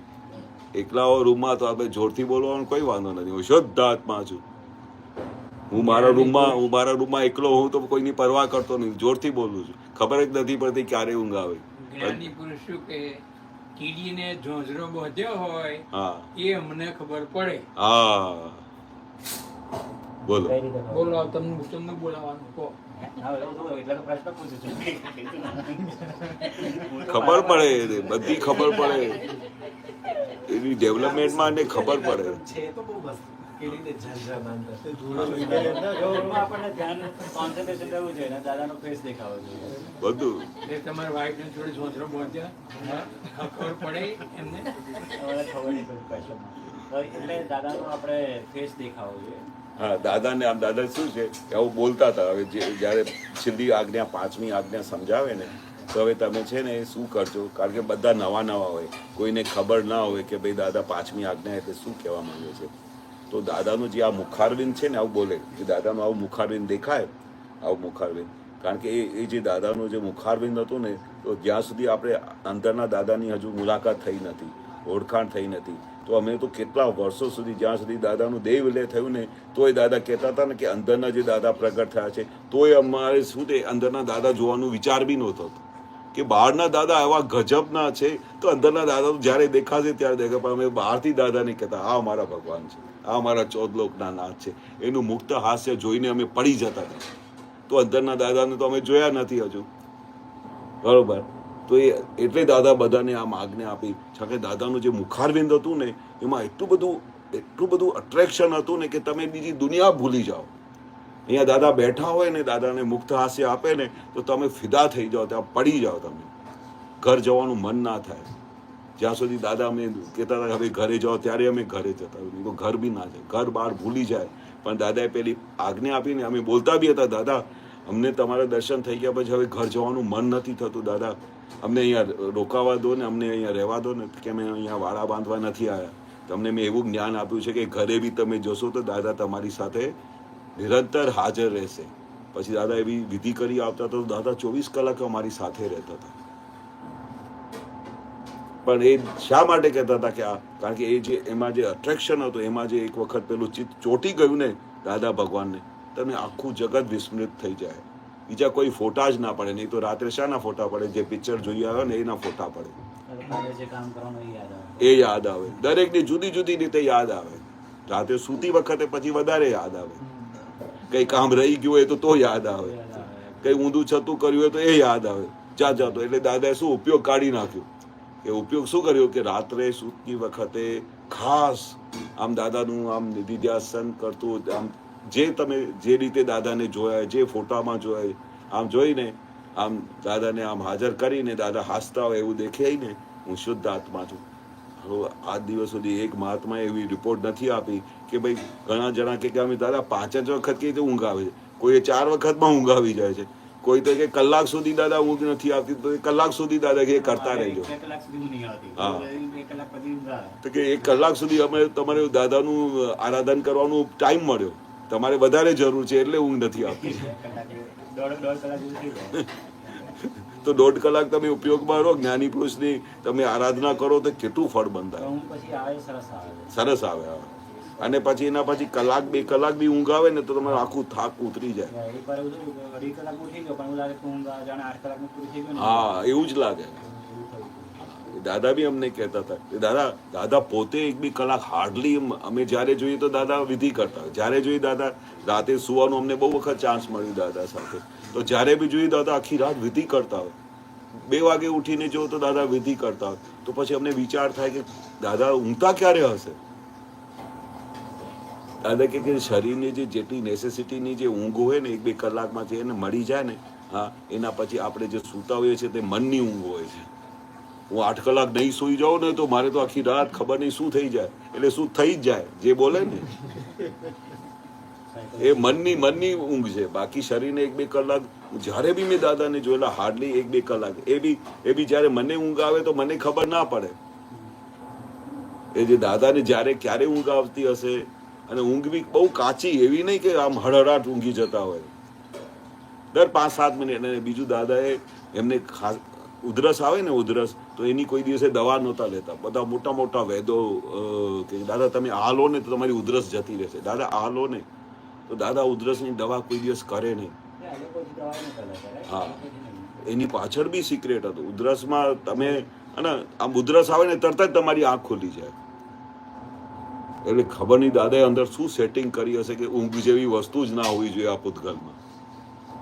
નહીં તો કોઈ મને દવા આપે, જે આખી રાત ઉધરસ ચાલતી હોય તો મને કોઈ દવા આપે ડૉક્ટર પાસે રોજ, દાદા મારે ઉધરસ મારી ડૉક્ટર જતી નથી, તમારે જે જોઈએ તમને આપું, મને આ બંધ કરાવી આપો. ઊંઘવાથી પણ સુખ નહીં લેતા સહેજ પણ. દાદા કહેવાય ને કે બહુ વધારે પડતું ઊંઘ કરો તો કે જાનવર જતી આવે. એ બહુ બધી ચોખ્ખતદારીઓ કહી છે, પણ દાદા ખુલ્લું નહોતા કરતા. કોક માટે ખુલ્લું કરતા હતા કે જે પેલી ઊંઘ એની બહુ આવતી હોય તો એના માટે દાદા જોખમદારી બતાડતા હતા. પણ નેસેસિટી ઊંઘ કરો ને એના માટે કોઈ ભગવાને બી ના નથી પાડી. દરેક વસ્તુ નોર્માલિટીમાં હોય ને ઇટ ઇઝ અલાઉડ. નોર્માલિટી ઊંઘ માટે દાદાએ કેટલી નોર્માલિટી કે સાયન્સ એવું કે એડલ્ટ હોય, હા, તો એડલ્ટને 6 hours to 7 hours હોવી જોઈએ, જે વર્કિંગ એડલ્ટ, હા, 6 to 7 આવું સાયન્સ કહે છે. હા. તો દાદા ભગવાન ના અધ્યાત્મ વિજ્ઞાન પ્રમાણે શું હતું? હવે દાદા ભગવાને તો એમને પોતાના માટે કહી દીધું ને કે અમારે તો 1-2 કલાકની ઊંઘ હોય, બરોબર. પણ હવે એ કે એ તો જ્ઞાની પુરુષ છે, આમ છે, અમારે તો બધું આમ આખો દિવસ કામ કરે છે. હા, પણ આપણે ખબર નહીં, દાદા અમારા કરતા 1000 ગણું વધારે કામ કરતા હતા. તો એ દાદાને કોઈ દિવસે થાક નહોતું લાગતો. કોઈ દિવસે અમે દાદાને જોયા નહીં કે ભાઈ આ ફ્રેશ નથી, કે કોઈ દિવસે અમને દાદાની આંખોમાં જોયું તો અમને કોઈ દિવસે લાગ્યું નહીં કે દાદા થાકી ગયા છે. કોઈ દિવસે દાદાએ કોઈ દિવસે બગાસા નહીં માર્યા. જય સચ્ચિદાનંદ. આવી ગયા રામભાઈ, મજામાં છે? Very good. તમને જોઈને અમને આનંદ કેમ આવે છે એ મને કહો. 15 મિનિટ ચાલીને આવી ગયો. શું વાત કરો છો? હું એક્સિડન્ટલી હું ધ્રુવીના એડ્રેસ મૂકી દીધું. હા, હા. એક્સિડન્ટલી મને લાગ્યું કે કુછનું હતું, પણ ધ્રુવીના ઘર પહોંચી ગયો હતા. પછી ફરી પાછો અહીંયા. Very good. આને કહેવાય લગ્ની લાગી છે. જો કેવી દાદાની લગ્ની લાગી, તો એ ફ્રેશ છે, કેટલું બધું હાસ્ય છે. નહીં તો પછી બધા મારા કરબો રાટા છે, સાલું ખોટી એડ્રેસ આવી ગઈ, મને આટલું દોડાયું, મને આમ કર્યું, કેટલું બધું. પણ એને તને તો એકે વિચારે નહીં આવ્યું નહીં કે મારે અહીંયા આવું છે. આખા ઘરમાં innocent હોય ને તો આ વ્યક્તિ છે. હા, innocent. ઇનોસેન્ટ. એના મોઢામાંથી જ ખબર પડી જાય. એને જોતાની સાથે અમને આનંદ આવી જાય. જે રીતે અમને દાદા ભગવાનને જોતા આનંદ આવતો તો એને જોતાની સાથે આનંદ આવી જાય છે. નિખાલસ. દાદા વર્તમાનમાં રહેતા હતા. હા, વર્તમાનમાં એ નિરંતર નિખાલસ રહે. એ કઈ રીતે દાદા વર્તમાનમાં રહેતા હતા? વર્તમાનમાં કે સિમ્પલ વસ્તુ, વર્તમાનમાં રહો અને પાસ્ટમાં ના જાઓ. તો પાસ્ટમાં જાઓ કે મારી સાથે આમ થયું હતું, એને મારી સાથે આમ કર્યું હતું, તો બધું અંદરનું સુખ અવરાઈ જાય કે ના રહે. એટલે દાદા કે પાસ્ટ તો ફૂલિશ લોકો બી ના જાય. તો આપણે ફૂલિશ લોકો કહેવાય છે ને પાસ્ટમાં જતા રહીએ. પાસ્ટને મારો ચોકડી, વ્યવસ્થિત અમને ખબર નથી, એટલે લિવ ઇન પ્રેઝન્ટ. એ દાદાનું સ્લોગન હતું. કવિરાજ કહે છે ને કે ભૂતકાળ તો ગયો સદાનો, ભવિષ્ય વ્યવસ્થિત સાથે જ. હા. વર્તમાન જ છે તારો. એ તારો વર્તમાન છે. એટલે લિવ ઇન પ્રેઝન્ટ. એટલે લિવ ઇન પ્રેઝન્ટ એટલે તમને નિરંતર સમાધિ રહેશે, મજા આવશે જીવન જીવવાની. પાછળની તો અરે તમે પાછળ જુઓ તો ખરા કે એના શું રિપરકેશન આવે છે. તમે પાસ્ટમાં જઈને વિચાર કરો કે અને મારા ભાઈએ મારી સાથે આમ ધોખો કર્યો, આ મારા આટલા પૈસા હડપી ગયો. સારું, જે ભૂલી ગયા હોઈએ ને તો પાસ્ટમાં જે બધું યાદ આવે એટલે આપણું સુખ જતું રહે. એટલે જ્ઞાની પુરુષે કેવું વાક્ય કહ્યું છે, પાસ્ટને ચોકડી મારો, એટલે હેપનિંગ જ નહોતી થઈ, ફર્ગેટ અબાઉટ ઇટ. પાસ્ટમાં ગયા તો ફુલિશનેસ કહેવાય. એટલે live in present. Live present તમારી પાસે હાથમાં છે. તો શું છે હાથમાં? કે મારે હવે મોક્ષે જવું છે, મારે દાદાના જે સત્સાધન છે મારે કરવા છે, દાદાના કયા પ્રમાણે મારે જીવન જીવવું છે, ધેટ ઇઝ પ્રેઝન્ટ. અને આ બધું આખા જગતમાં જે તમે કરવા જાઓ છો ને, ઇટ હેપન્સ છે. ઇટ હેપન્સ એની મેળે. જે રીતે અંદર આપણે હાંડવો ખાધો તો બધું પચી જવાનું, ઇટ હેપન્સ છે કે તમે પચાવવા જાઓ છો? તમે જતા હશો અંદર બધું રસો પેદા કરવાના, પિત્ત પેદા કરવાનું બધું. એટલે આ બધું એવું ગજબનું દાદાએ સાયન્સ ખુલ્લું કર્યું છે. તો આપણે જેટલું વાપરીએ ને એટલું તમારે નિરંતર સમાધિ વધશે. ઊંઘમાં પેલા આપણે જે બાકી રહ્યું, હા, તો દાદા મહાત્માઓ માટે કઈ રીતે કહેતા કે કેટલા કલાક હોવું જોઈએ? હોય છે આમ કહેતા હતા 2 થી 3 કલાક ઊંઘ આવે ને બહુ થઈ ગયું. હા, બહુ થઈ ગયું. કારણ કે તમે જેટલી વાર જાગતા રહેશો એટલી વાર તમે શું કરશો? હવે મહાત્મા પોતાના લક્ષ્યમાં રહેશો, પ્રતિક્રમણ કરશો, સામાયિક કરશો, અને પછી આમે આખો દિવસ એવી પ્રસવધર્મની પ્રકૃતિ છે કે 1 સેકન્ડ માટે ફુરસદ મળતી નથી. દરેકને એટલા બધા કામ છે કે પૂછો નહીં. લેડીઝને પૂછો તો એમના રસોડાની આટલી લિસ્ટ આપે તો એવું જ કે તમે કરો છો શું? ખાલી ઓફિસ જ જાઓ છો ને? તમે આ ઘર ચલાવીને જુઓ તો ખબર પડશે કે અમે કેટલું કામ કરીએ છીએ. એના તો ઘણી વખતે લોચા થતા હતા. દાદા ભગવાન કહેતા હતા કે એક કામ કરો, તમે એકબીજાની ડ્યુટી ચેન્જ કરીને જુઓ. હલો, 2 જ દિવસમાં હાથ જોડેલા કે તમે જે કરો છો ને બરોબર છે, મારે ઓફિસ જવા દો. એમને કહે આ છોકરાઓની પાલન પોષણ તમે કરશો, બરોબર, બંને છોકરાઓનું, એની દેખભાળ તમે કરશો, એની સ્કૂલ તમે મોકલશો, એને ભણાવશો તમે, બરોબર. અને વાઈફ તો સીધા ઓફિસ જતા રહ્યા. બહુ ખુશ થઈ ગયા કે હવે તો નિરાંત છે, મારે તો ખાલી ઓફિસ જવાનું છે. પણ આટલી બધી જે બધી લાંબી લિસ્ટ છે એમાંથી તો મુક્ત થઈ. તો એણે નહીં કહ્યું કે મારે આ જગ્યાથી પાછું નથી આવવાનું. બહુ ઇન્ટેલિજન્ટ હતા, બહુ ડિગ્રીવાળા હતા. એણે ઓફિસ જોઈન કરી એ તમારી આખી ફેક્ટરી હું ચલાવી આપીશ, તમને ચિંતા ના કરો, પણ તમે ઘર ચલાવો. 2 દિવસમાં, કારણ કે એને જમવાનું બનાવતા આવડતું નહોતું. એ જમવાનું બનાવું કેવી રીતે? અને અઠવાડિયા સુધી હોટલમાંથી મંગાવ્યું તો હોટલનું ખાવાનું ફાવે નહીં એમને. એટલે દાદાએ કહ્યું કે એની શું ડ્યુટી છે તમને ખબર નથી. એને કુદરતે એવી રીતે એમનું બંધારણ એવું બનાવ્યું છે જેથી કરીને આ બધું કરી શકે. તમારું ક્લાસ નહીં. અને કુદરતે તમને ફેક્ટરીમાં જે બતાવ્યું છે એ ના કરી શકે, પણ એ કરવા જાય તો એ તમારું કરીને બતાડે. લેડી તો ગમે તે કરી શકે. હા, કરી શકે. એટલે દાદા શું કહેવા માંગે છે કે ભલે આપણે સહજ થઈ જાઓ ને, જે એમની ડ્યુટી છે એમને કરવા દો, તમારી ડ્યુટી છે તમે કરવા દો. એને બહુ નીચે ના પાડો, બરોબર. પોતાના માટે ખોટી એલિવેશનમાં ના આવી જાઓ કે હું આમ કરું છું ને તેમ કરું છું, બરોબર. એટલે દાદા શું કહે છે, નોર્મલિટીમાં આવી જાઓ. એ તમારું દાદા ગુણ જે આવી ગયો નોર્મલિટીમાં, એટલે તમને ડગલે ને પગલે તમને શું છે સોલ્યુશન આપશે આ જગત. તો કહ્યું કે જગત itself જ ચાલે છે. હા, ઇટસેલ્ફ. એમાં આપણે જે માનીએ છીએ કે હું નોકરી કરવા દઉં છું, હું આ બધું કરવા દઉં છું, હા. એ તો ખોટી માન્યતા જ થઈ. માન્યતા થઈ ગઈ. હું કરવા દઉં. દાદા કે આટલી મોટી મેં તમને સમજણ આપી છે તો આ અણસમજણ કહેવાય. મેં તમને આટલું વિજ્ઞાન આપ્યું છે, આટલી સમજણ આપી છે તો આ હું કરું છું, એ કરે છે, તેઓ કરે છે, આ બધું શું છે? એ તમારી ભ્રમણા છે, તમારી અણસમજણ છે. પણ એ કોઈ કરતા નથી. વ્યવસ્થિત શક્તિ એમનું કામ કર્યા કરે છે. તમને સાયન્ટિફિક સર્કમસ્ટેન્શિયલ એવિડન્સ ભેગા થાય છે એટલે તમે કરો છો. આજે તમારે પેટમાં દુખતું હોય તો ઓફિસ જઈ બતાડો. પહેલા તો રોજે કહેતા તો હું ઓફિસ ના જાઉં તો અંધકાર થઈ જાય, પણ કેમ આજે ગયા નહીં? કે આજે તો દુખે છે. એક પેલા મહાત્મા હતા, તમે પ્રશ્ન પૂછ્યું તો યાદ આવી જાય છે એવિડન્સ દાદા. તો જૈન હતા, દાદાનું જ્ઞાન મળી ગયું, દાદાની સમજણ મળી ગઈ તો બહુ ખુશ થાય.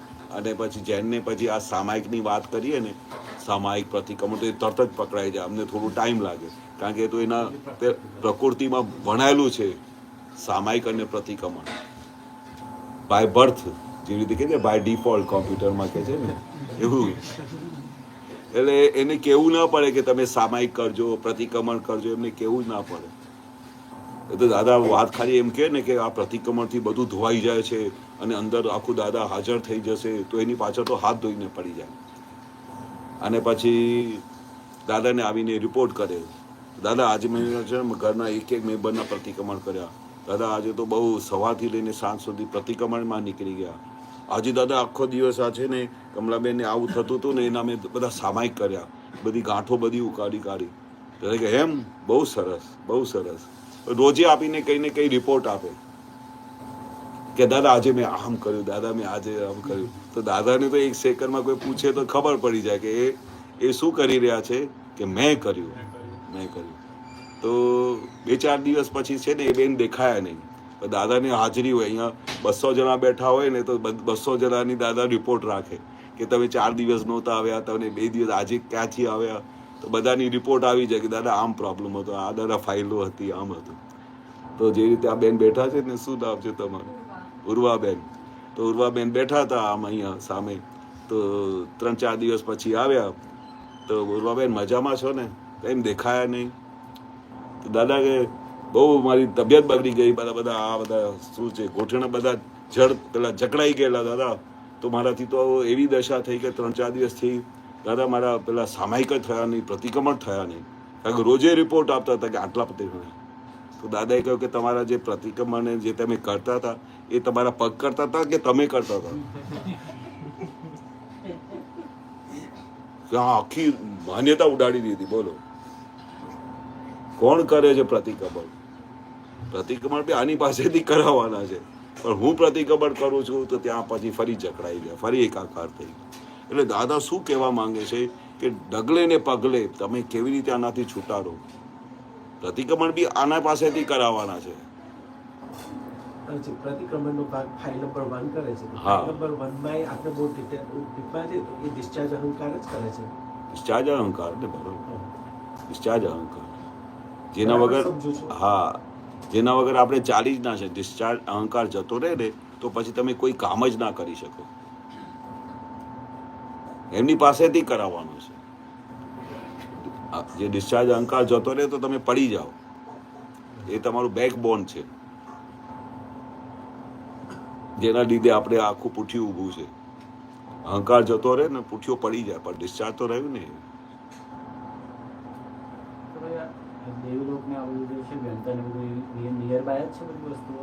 હા, એ તો દરેકના ક્ષેત્ર ખરા ને.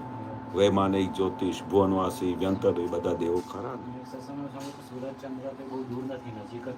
હા, પણ હું સાચી વાત કહું, દાદાને બહુ બધા આવા બધા લોકો પ્રશ્ન પૂછતા હતા કે દાદાને વારે ઘડી એવું જ કહેતા હતા કે આમાંથી આપણે શું લાભ થવાનો. એટલે આપણે આપણું જેટલું બને ને ચિત્ત પોતાના સ્વમાં જ રાખો. એ દાદા ભગવાન બી બહુ કહેતા હતા. એ દેવી દેવતાઓ એમનું કામ કરી રહ્યા છે. બધા સિમંદર સ્વામી ત્યાં બેઠા છે, એ એમનું કામ કરી રહ્યા છે. અને દાદા ભગવાનના મહાત્માઓ છે, દરેક પોતપોતાના ઘરને પોતાની જાગૃતિમાં એમનું કામ કરી રહ્યા છે. દાદા કે અમારા મહાત્માઓ દિવસ રાત જગત કલ્યાણની ભાવના કરે છે, એમનું કલ્યાણ કરી રહ્યા છે. એટલે દરેક પોતપોતાની પેલી ડ્યુટી પ્રમાણે બધા કામ કરી રહ્યા છે. લક્ષ્મી દેવી છે તો એમનું કામ કરી રહ્યા છે. આપણે જ્યારે તકલીફ પડે ત્યારે એ દાદા દેવી દેવતાઓને ફોન લગાડવાનું, એ બી દાદાને કહેવાનું, તો દાદા 2 મિનિટમાં કરી આપે. કારણ કે દાદા કે અમારી પાસે તો કેવું છે, 1 ડાયલનું ફોન છે. તમે કહો દાદા મારે આ લક્ષ્મીની બહુ તકલીફ પડી ગઈ છે, મારું ઘર ચલાવતું નથી, મારે તો આ બધા સંજોગો બહુ ભારે પડી ગયા છે. તો દાદા કહે ને કે આવી તમે ફોન લગાડો ને તો તરત જ દાદા શું કરે, પોતે નહોતા કરતા. દાદા કે મારી પાસે 1 ડાયલનો ફોન છે, અને દાદા છે ને ડિપાર્ટમેન્ટ બધાને ખબર હોય કે કોણ કયું ડિપાર્ટમેન્ટ કોનું છે. પોતે કરવા ના જાય, એ અબુધ હોય, એ અકર્તા હોય, એ શું કરે, ખાલી ફોન ઉપાડે. એ બી શા માટે? કારણ કે દાદાએ કહ્યું કે આ બધા મહાત્માઓનું મારે કલ્યાણ કરવાનું છે, મોક્ષે લઈ જવાનું છે. નહીં તો જેને કેવળ જ્ઞાન થાય ને તો આ ફોન બી ના ઉપાડે. એટલે દાદાને કેમ કહેવામાં આવ્યું કે દાદા કહેતા હતા કે અમે ખટપટિયા વિતરાગ છીએ. વિતરાગ તો 100% ખરા, પર ખટપટિયા વિતરાગ કે આવો ભાઈ રામભાઈ, તમને શું કઈ તકલીફ છે? તો કે હા દાદા, મને મારી શું છે, મને કોલેજમાં પીએચડી ડિગ્રી લેવાની છે અને મારે બોલવું છે ને એવું કરી આપો કે હું એકદમ પીએચડી થઈને ડૉક્ટર થઈ જાઉં. નહીં ના, એક દાખલો આપું છું રામ, એવું ચલો કોમ્પ્યુટરમાં એક્સપર્ટ કે દાદા મને કોમ્પ્યુટર જેમાં તને ફાવે. તો પછી આવતું ફોન લગાડે ને તો દાદા શું કરે કે દેવી દત્તાને ફોન કરે કે આ મારો મહાત્મા છે અને આની મેં જવાબદારી લીધી છે, એટલે ફટ કરીને ફોન કરી દે કે જ્યારે એને જલ્દી કોમ્પ્યુટરમાં એક્સપર્ટ બનાવો. એટલે રાતોરાત તો ખાલી આમ બેઠો હોય ને તો તારી અંદર બધી દાદાના બધા ગુણો આવી જાય, એક્સપર્ટાઇઝ આવી જાય, બ્રેન એકદમ એવું ટોપ પર જતું રહે કે તું ડિગ્રી પાસ કરી લે એવું. એટલે દાદાએ કહ્યું જે માંગો તે આપવા માટે બેઠો છું, જે માંગો. એટલે એવા દાદા આપણે મળી ગયા છે લકીલી. બરોબર, સારું થયું ને, કામ નીકળી ગયું ને, આપણે મજા આવી ને, બસ. એટલે નિરંતર મોજમાં. આને જોઈને તો એનું મુક્ત હાસ્ય જોઈને મને દાદા યાદ આવે છે, નિરંતર હસતો રહે છે. દાદા તારી જેમ હસતા જ રહેતા હતા આખો દિવસ.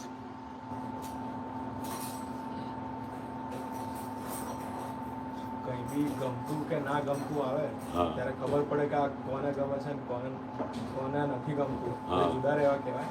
હા, એટલે કહ્યું ને, ગમો અને અણગમો. જે ગમતી વસ્તુ હોય અને અણગમતી વસ્તુ એનાથી તદ્દન જુદો એવો શુદ્ધ આત્મા છે. ગમે તે વસ્તુ જે છે ને, આપણે જે અડે છે, તમે એનાથી છૂટા પડી ગયા એટલે આપણે તમે નિરાંત થઈ ગઈ. એને જાણ્યું જ કહેવાય. હા, જાણ્યું કહેવાય. હા, જોવું અને જાણવું બંને વચ્ચે ફરક કેટલો? જોવું એટલે તમે આમ જુઓ તો આપ દેખાય કે ના દેખાય, અને જાણ્યું તે આ ડૉક્ટર છે, આટલી મોટી ડિગ્રી વાળા છે, અને આખા એના બધા પર્યાયો તમને દેખાય. જાણ્યું ત્યારે કહેવાય. જોવા તો આંખમાં તો દૂરથી ડૉક્ટર દેખાય. કોઈ બી કાર્ય વચ્ચે કોઈ બી કાર્ય થાય છે ત્યારે કયા કયા સંજોગો ભેગા થયા, હા, એ બધા સંજોગોને જોઈએ ત્યારે એને જાણ્યું કે હા, એના કઈ રીતે આ સંજોગ ભેગું થયું, તમે ડિટેલમાં જાઓ, એની આખી હિસ્ટ્રી જાણો. એ તમે હિસ્ટ્રી જાણી એટલે ત્યારે જાણ્યું કહેવાય.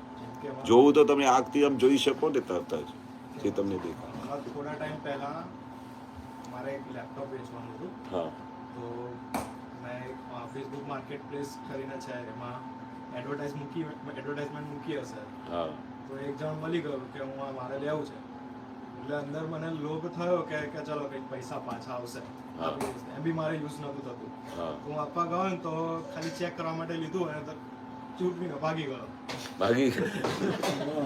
તો પછી એ ટાઈમે ખબર પડી કે આવું કઈ રીતે થયું કે એક તો કે મારી અંદર લોભ હતો કે પૈસા આવશે, અને બીજો એ ખબર પડી કે આવો હિસાબ હશે કે કોઈનું લઈને આયા, કોઈનું આ રીતે ખેંચીને ચૂંટણીને લઈ લીધો હતો, મારું બી લેવા વાળું મળી ગયું. લઈ ગયો. હા, એ લઈ ગયો. કશું આપ્યું નહીં એવું. એટલે બધા હિસાબ હોય છે. એ ટાઈમે ખબર પડી કે આજે એક લોટરી લાગી. દાદા કે એવી લોટરી લાગતી નથી. બહુ આપણે આપણું જ્ઞાન પાકું કરવાનું થાય ને તો દાદા એવી લોટરી લઈ આપતા હતા. જે રીતે દાદાને લાઈફમાં પેલા ભાઈ નહીં મળ્યા એ રસ્તામાં 500 રૂપિયા વાળા, તો કે મારું હિસાબ ચૂકતે થઈ ગયું, મારો લઈ જાઓ, નહીં તો 5000 માંગ્યા હોત તો. અચ્છા, તો કોઈને કે હું હમણાં પોલીસને ફોન કરું છું કે તું મારું લેપટોપ લઈને મને જ વેચે છે, કાલું અંદર લઈ જાઓ એમને. તો કે દાદા કે આપણે છૂટ્યા, કાલે 1 રૂપિયો બી નહીં મળ્યો, પણ આપણે છૂટી ગયા, નહીં તો આપણે ચાલો અંદર નાખી દે. હા, એ જ્ઞાનની બલિહારી કહેવાય. તમને દોષિત ના દેખાય ને આખું જગત, ત્યારે તમને આ જ્ઞાન ખરેખર તમે સમજ્યા છો, ખરેખર સમજ્યા તમે જ્ઞાન. નહીં તો બાકી દોષિત દેખ્યા વગર મનુષ્યની પ્રકૃતિ છે, 1 સેકન્ડ માટે બી આમ રહી ના શકે.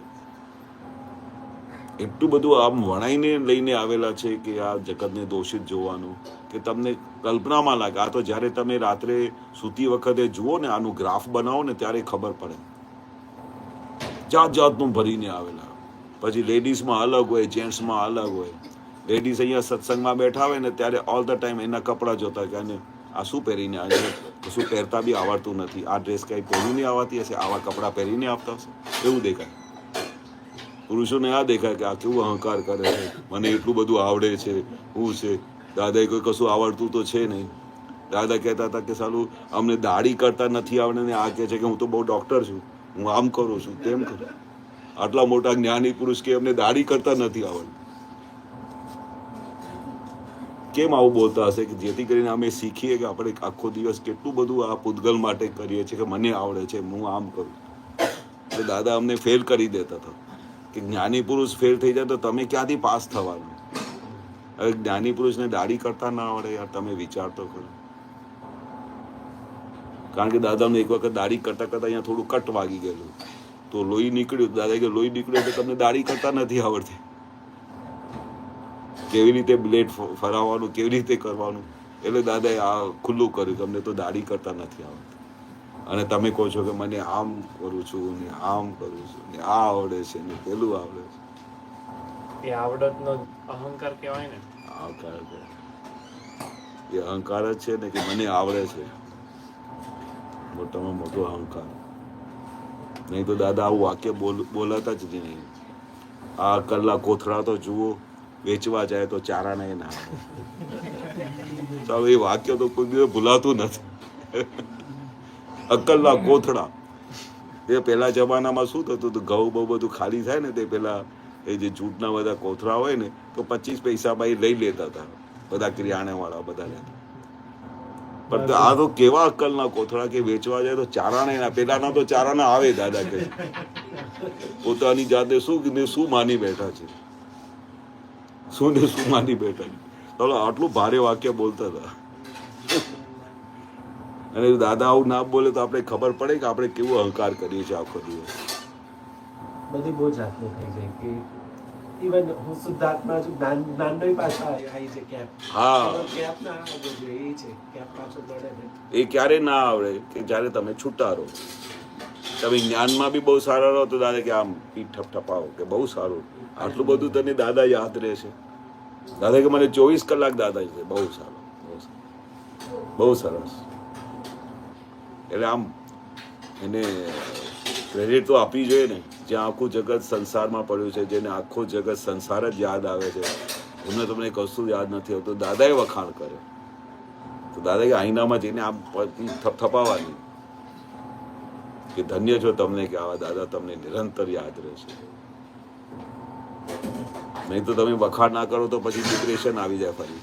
ચાલો આટલું બધું યાદ કરું છું તોય દાદા કઈ એપ્રિસિએશન નથી, એવું કે મન તો હોય ને એવું કે ને ઓલ ધ ટાઈમ કે એપ્રિશિએટ કરો મને. આટલું સરસ કરું છું તો એપ્રિશિએટ. વાઈફ આટલું સરસ કામ કરતી હોય તો તમે એપ્રિશિએટ ના કરો તો એને કેવું લાગે? તમે એને એપ્રિશિએટ ના કરો ને તો એમને એવું લાગે કે તમને તો કંઈ સમજણ જ નથી કે હું શું કરું છું. તમને ખબર છે કેવી રીતે ઘર ચલાવું છું? એટલે આપણે વારે ઘડી એને એપ્રિશિએટ કરવાનું.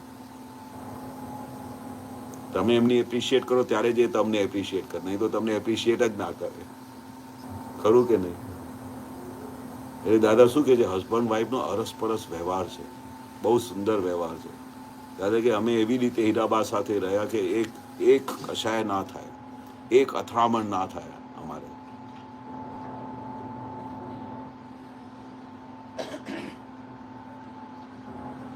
એટલે આ વસ્તુ બહુ ગજબની છે. સૂત્ર આવ્યું હતું હા, કે અક્રમ વિજ્ઞાન એટલે કે જેમ છે તેમ એમ ખુલ્લું કર્યું છે. હા, એ કઈ રીતે કહે છે? જેમ છે તેમ એટલે તમને અહીંયા કહીએ કે તમે ડૉક્ટરને જુઓ તો તમે જેમ છે તેમ દેખાય કે ના દેખાય?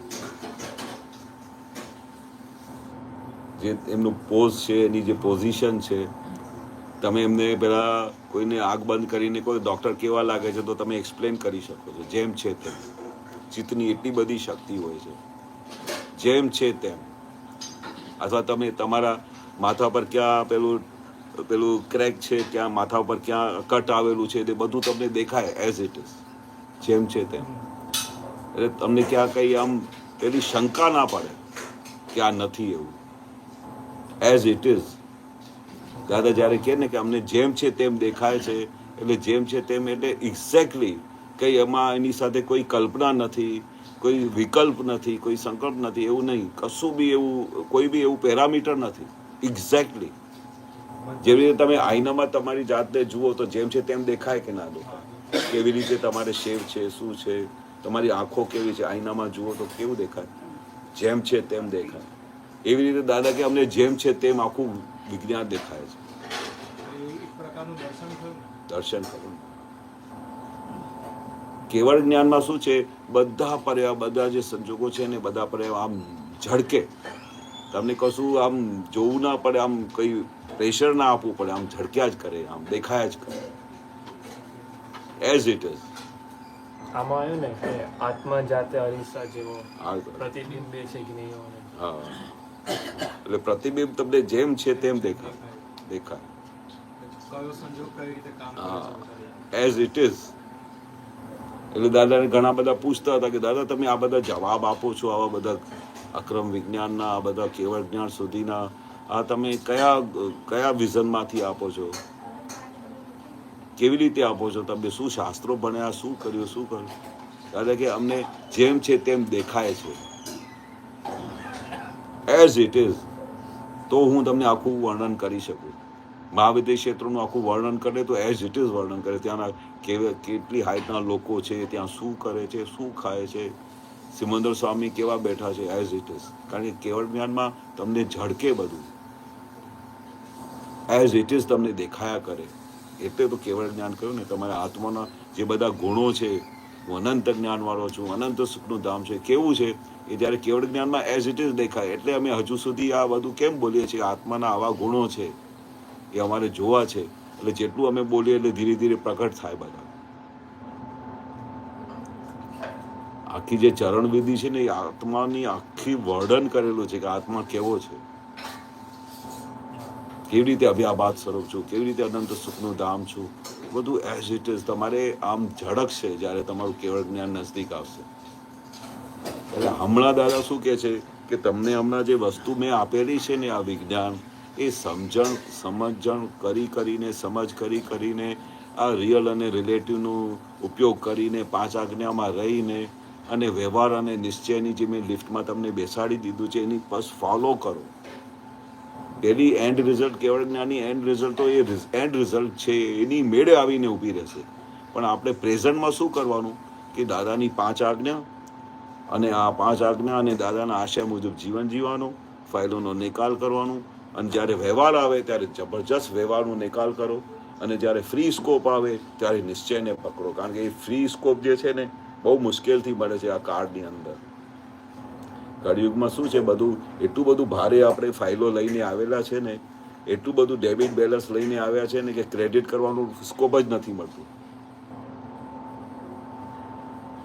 કઈ જોબ ના મળતી હોય તો એની પાછળ પડી જઈએ, બિઝનેસમાં લોસ થઈ જાય તો પછી કેમ કરીને આ બિઝનેસમાં પ્રોફિટ કરવું એની પાછળ પડી જાય. પેલું પઢાઈનું પેલું પૂરું ના થયું હોય PhD ડિગ્રીનું તો પછી ચિત્ત જાય ને કે ક્યારે મારા 4 વર્ષ પૂરા થશે ત્યારે મને ડિગ્રી મળશે. એવું થાય કે ના થાય?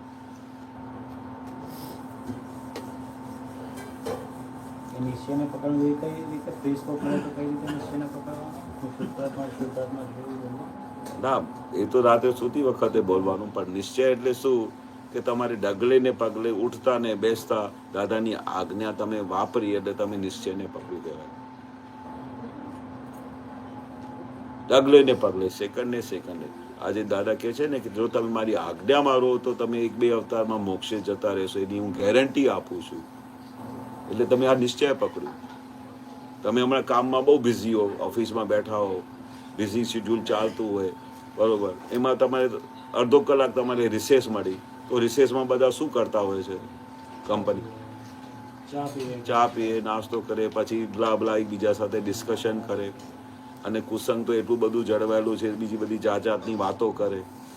એમાં શું જતું રહ્યું? તમારે 30 મિનિટ જે મળ્યા, બરોબર, ખાતા તો હાર્ડલી 10, 12, 15 મિનિટ લાગે છે. પણ જે નિશ્ચયમાં પાકા હોય ને એ તો પોતાની સીટ ઉપર જઈને બેસી જાય, અલગ એક સીટ ઉપર જઈને બેસીને પોતાને અંદર ને અંદર બધું ચાલુ કરી દે કે આજે સવારથી હમણાં રિસેસ મળી ત્યાં સુધી મેં કેવી રીતે મારું ટાઈમ પાસ કર્યું, તો કે કામમાં હતા તો એ તો ફાઇલનો નિકાલ કર્યો તમે, પણ વચ્ચે વચ્ચે જ્યારે તમને સ્કોપ મળ્યું ત્યારે 10 મિનિટ માટે કંઈ કામ નહીં હતું તે વખતે શું કર્યું, તો એ વખતે તમે વારે ઘડીએ તમારે પેલો જે ઉપયોગમાં આવ્યા કે નહીં આવ્યા? અમુક કનુદાદાના સત્સંગમાં પહેલા થાય કે અંદર નથી પડવું, કનુદાદાના સત્સંગમાં અમુક બોલે છે કે ટાઈમ મળે ત્યારે અંદર નથી પડો એમ. હા, બધા જ્ઞાનીઓ એવી રીતે જ રહેલા છે, બધા દાદા ભગવાન બધા સ્કોપ મળે ને, કારણ કે અમે દાદા ભગવાનને નિરંતર જોયેલા દાદાને અમે, એટલે અમે ગેરંટીથી કહી શકીએ કે આટલા મોટા જ્ઞાની પુરુષ જેને કશું કરવાનું ના હોય તે શા માટે આ બધું કરતા હશે, અંદર શું કરતા હશે, શાની વિધિઓ કરતા હશે, કેમ એમના લિપ્સ ચાલ્યા કરતા હતા, કેટલું બધું જગત કલ્યાણનું કામ કરતા હશે, કેટલા બધા મહાત્માઓનું કામ કરતા હશે, શું કરતા હશે. એ એક સેકન્ડે વ્યર્થ ના જવા દે. આપણે તો ખબર જ નથી પડતી આખો દિવસ કેવી રીતે જતું રહે છે. એટલે આવી રીતે દાદા કહે છે જાગૃતિ રાખો, તમે તમારો આખો દિવસ કેવી રીતે જાય છે એનો ઉપયોગ રાખો, કેટલું ટાઈમ મળે તો ઉપયોગમાં આવી જાઓ, સ્વમાં આવી જાઓ, સ્વની તો હું શુદ્ધાત્મા છું એમાં બેસી જાઓ. રસ્તામાં ચાલતા હો તો રોજે સવારે ઉઠીને દાદા કે 1 કલાક સુધી વોક ઉપર નીકળી જાઓ, અને વોકમાં જેટલા બી લોકો રસ્તામાં મળે એની અંદર રિયલ રિલેટિવ જુઓ. આ મોટામાં મોટું સામાયિક છે, બોલો. રિયલ રિલેટિવ જોવું, અને બીજી બાજુ જે આપણે આજ્ઞાનું પાલન કર્યું તો ફળ સ્વરૂપે અમારે મોક્ષ મળવાનું છે. હા, એટલે આપણે આ જે વિજ્ઞાન મળ્યું છે ને, દાદા કહે છે કે કેટલી જન્મોની પુણ્ય હોય તો આ વસ્તુ મળે, નહીં તો ના મળે તમને. પણ આ ઘણી વખતે એવું શું થાય કે કંઈ આપણે એક જોબ કરવા જતા હોઈએ, બરોબર, અને જોબ ના મળતી હોય અથવા કંઈ બી પ્રોફેશનમાં હોઈએ તો એમાં આપણે સક્સેસ ના મળતી હોય તો આપણે કેટલી રીતે હાથ ધોઈને પાછળ પડીએ છીએ કે જ્યાં સુધી તમને મળે નહીં તો તમે છોડતા નથી. એની પાછળ કેવી રીતે ભાગીને આપણે જઈએ છીએ, અને પછી મળી જાય તો પછી કેવી નિરાશ થઈ જાય છે, પછી યાદ જ નથી આવતું કે આપણે આટલી મહેનત કરી. જ્યાં સુધી નથી મળતી ને ત્યાં સુધી આપણે કેટલા બધા એફર્ટ્સ કરીએ છીએ, કેટલો પુરુષાર્થ કરીએ છીએ. એવી રીતે આ વસ્તુ માટે હાથ ધોઈને પાછળ પડી જવું છે કે જ્યારે બી મને ટાઈમ મળ્યું, જ્યારે બી મને ઉપયોગ મળ્યો, આત્મામાં આવી જાઓ, ઉપયોગમાં આવી જાઓ, શુદ્ધાત્માનું લક્ષ્ય જુઓ, રિયલ રિલેટિવ જુઓ બહાર.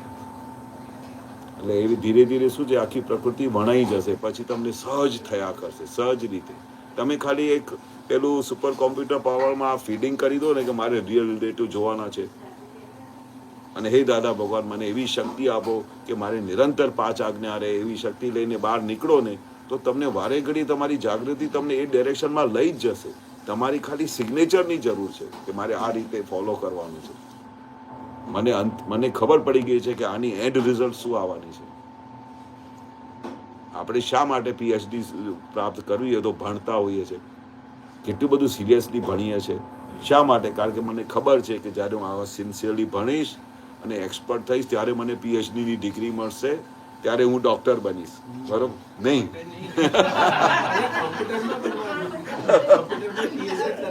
એ પેલું ડોક્ટર તો આવી જાય છે ભૂલમાં. હા, પણ ચાલ તારે શું બનવાનું છે? Computer engineer. અચ્છા, તો કોમ્પ્યુટર એન્જિનિયર માટે ભણવું તો પડે કે ના પડે? એ કોમ્પ્યુટરમાં બી PhD હોય છે. ડોક્ટર જ કહેવાય કોમ્પ્યુટરનો. ના મેડિકલ તો હું સમજી ગયો એ મટીરિયલ જ તું નથી લાવ્યો. ના પણ દરેકમાં PhD હોય છે. હા, સ્પેસમાં આપણે સ્પેસમાં રિસર્ચ કરવું હોય તો એની બી PhD, દરેકની PhD હોય. PhD એટલે બધી ડિગ્રીઓ પ્રાપ્ત કરી અને એક્સપર્ટાઇઝ કરી નાખીએ ત્યારે ડિગ્રી મળે. એના માટે ભણવું તો પડે કે ના પડે? એટલે પછી રિઝલ્ટ આવે છે કે નથી આવતી? આ બધા ડોક્ટર્સ થઈ ગયા, વકીલો થઈ ગયા, બધા એરોનોટિક એન્જિનિયર થઈ ગયા, કોમ્પ્યુટર સાયન્સના એન્જિનિયરો થઈ ગયા. એ કેવી રીતે એમને પ્રાપ્ત થાય છે? કારણ કે એ રસ્તે ચાલે છે અને એની ડિગ્રી પ્રાપ્ત કરે છે ત્યારે એના હાથમાં રિઝલ્ટ આવે છે. એ રીતે દાદાની બી આ રિઝલ્ટ આવી છે. દાદાની પાછળ પડશો ને આમ હાથ ધોઈને તો એ ડિગ્રી આપણા હાથમાં આવી જશે. એટલે દાદાએ કહ્યું કે તમે દાદા જેવા થઈ જશો, બરોબર ને? અને આપણે દાદા જેવા થઈ જઈએ તો કેટલી નિરાંત છે. એમના જેવો કોટ ને ટોપી પહેરીને હા, ટાઈ બોર્ડિંગ ફરાય.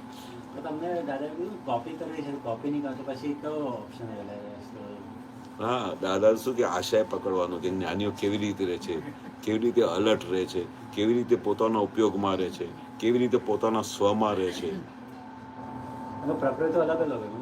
દાદા ભગવાનની પ્રકૃતિ આખી અલગ અલગ હતી. અલગ અલગ હોય ને.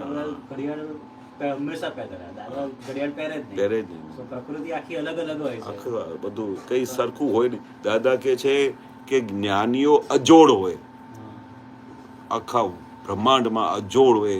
એનો જે જોડ તમે કરવા બી જશો નહીં,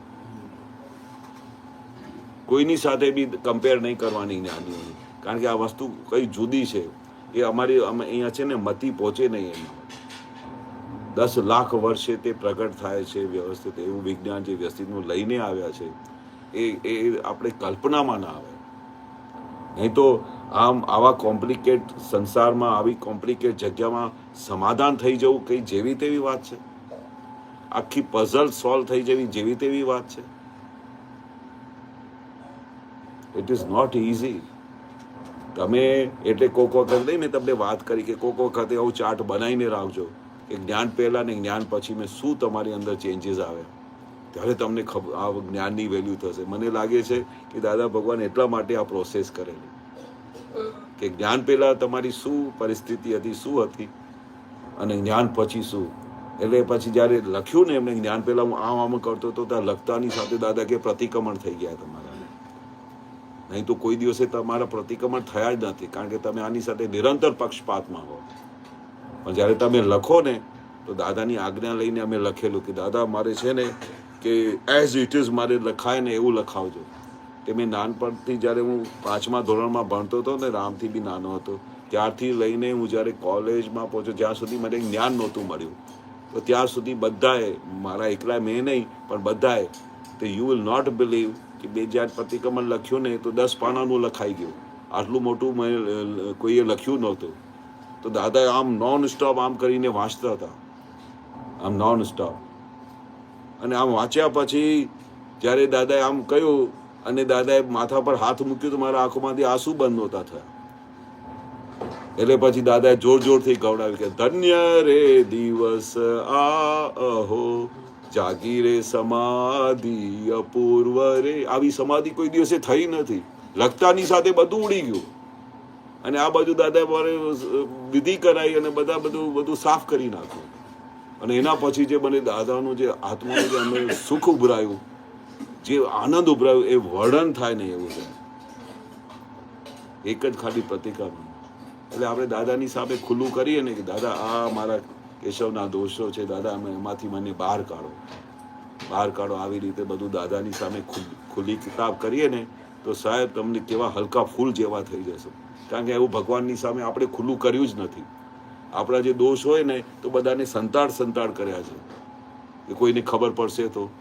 અમે તો ખુલ્લામાં દાદાને પ્રતિક્રમણ કરતા હતા કે પ્રતિક્રમણ કરે ને તો ફરીથી કોઈ દિવસે દોષ ના થાય. એનું બી દાદાએ સિક્રેટ બતાવ્યું કે આ જ્યારે અમે પ્રતિક્રમણ કરીએ ને તો અમે ખુલ્લું કરીએ કે કેશવ આમ કર્યો, કેશવ આમ કર્યો. તો તમે આટલા બધા બેઠા હો ને, હા, તો બધાને કેવું થાય કે કેશવ આવું કરે છે, આવું કરતો હતો. એટલે પછી અંદરના ભૂતા શું કરે? અંદરના ભૂતા બધા ગભરાઈ જાય કે આ તો સમૂહમાં તો કોઈ પ્રતિક્રમણ કરવાનું નહીં, અંદર બધા બને પછી આ રીતે જોશે. તો દાદાને સમૂહમાં પ્રતિક્રમણ કરાવે ને તો પછી એ દોષ ફરી મળતા સુધી ના થાય, કારણ કે બધાને ખબર પડી જશે. દરેક દાદાની સાયન્સ કમાલ હતી કે તમે ખુલ્લું કરો ને દાદાની સામે તો બધા હળહળાટ ભાગી જાય અને ફરી દોષ થાય જ નહીં. એવું છે. અને દાદાની પાસે શું હતું કે આખા બ્રહ્માંડમાં એવું કોઈ પ્રશ્ન નહીં, એવી કોઈ અવસ્થા નહીં, એવો કોઈ સંજોગ નહીં જેનું દાદા પાસે સમાધાન ના હોય. શા માટે? કારણ કે દાદાને દરેકને મોક્ષે લઈ જવાનો છે. એટલે દાદા બધાનો ઈલાજ કરે, ઓપરેશન ડે બ્રેક. અને કોક વખતે તો 2 કલાક સુધી ઓપરેશન કરે, ઘરે જ ના જવા દે જ્યાં સુધી ઓપરેશન ડે બ્રેક ના થાય. તમે ડૉક્ટર સાહેબ ઓપરેશન કરો તો પૂરું કરો કે નહીં કરો, ભલે 2 કલાક થઈ જાય, 3 કલાક થઈ જાય, સર્જરી કરો તો કેવું થાય? એટલે આવું દાદા ઓપરેશન કરે. શા માટે? કે એ રોગ જતો રહે કાયમ માટે, ફરી કોઈ દિવસે થાય જ નહીં. અને એક વખત આ રોગ જતો રહે એટલે પછી આ નિરાકુરતા, એકદમ નિરાંત, ખાઓ પીઓ મોજ કરો, પણ કોઈ દિવસે કોઈ પ્રોબ્લેમ નહીં. ફક્ત દાદા કાયમ કહેતા હતા કે આજ્ઞામાં રહેજો, બસ તમને બધી છૂટ આપી છે. ખાલી 2 વસ્તુ માટે દાદા કહેતા હતા કે મેં તમને બધી છૂટ આપી છે. તો બધા પછી શું છે, નિરાંત પડી જાય.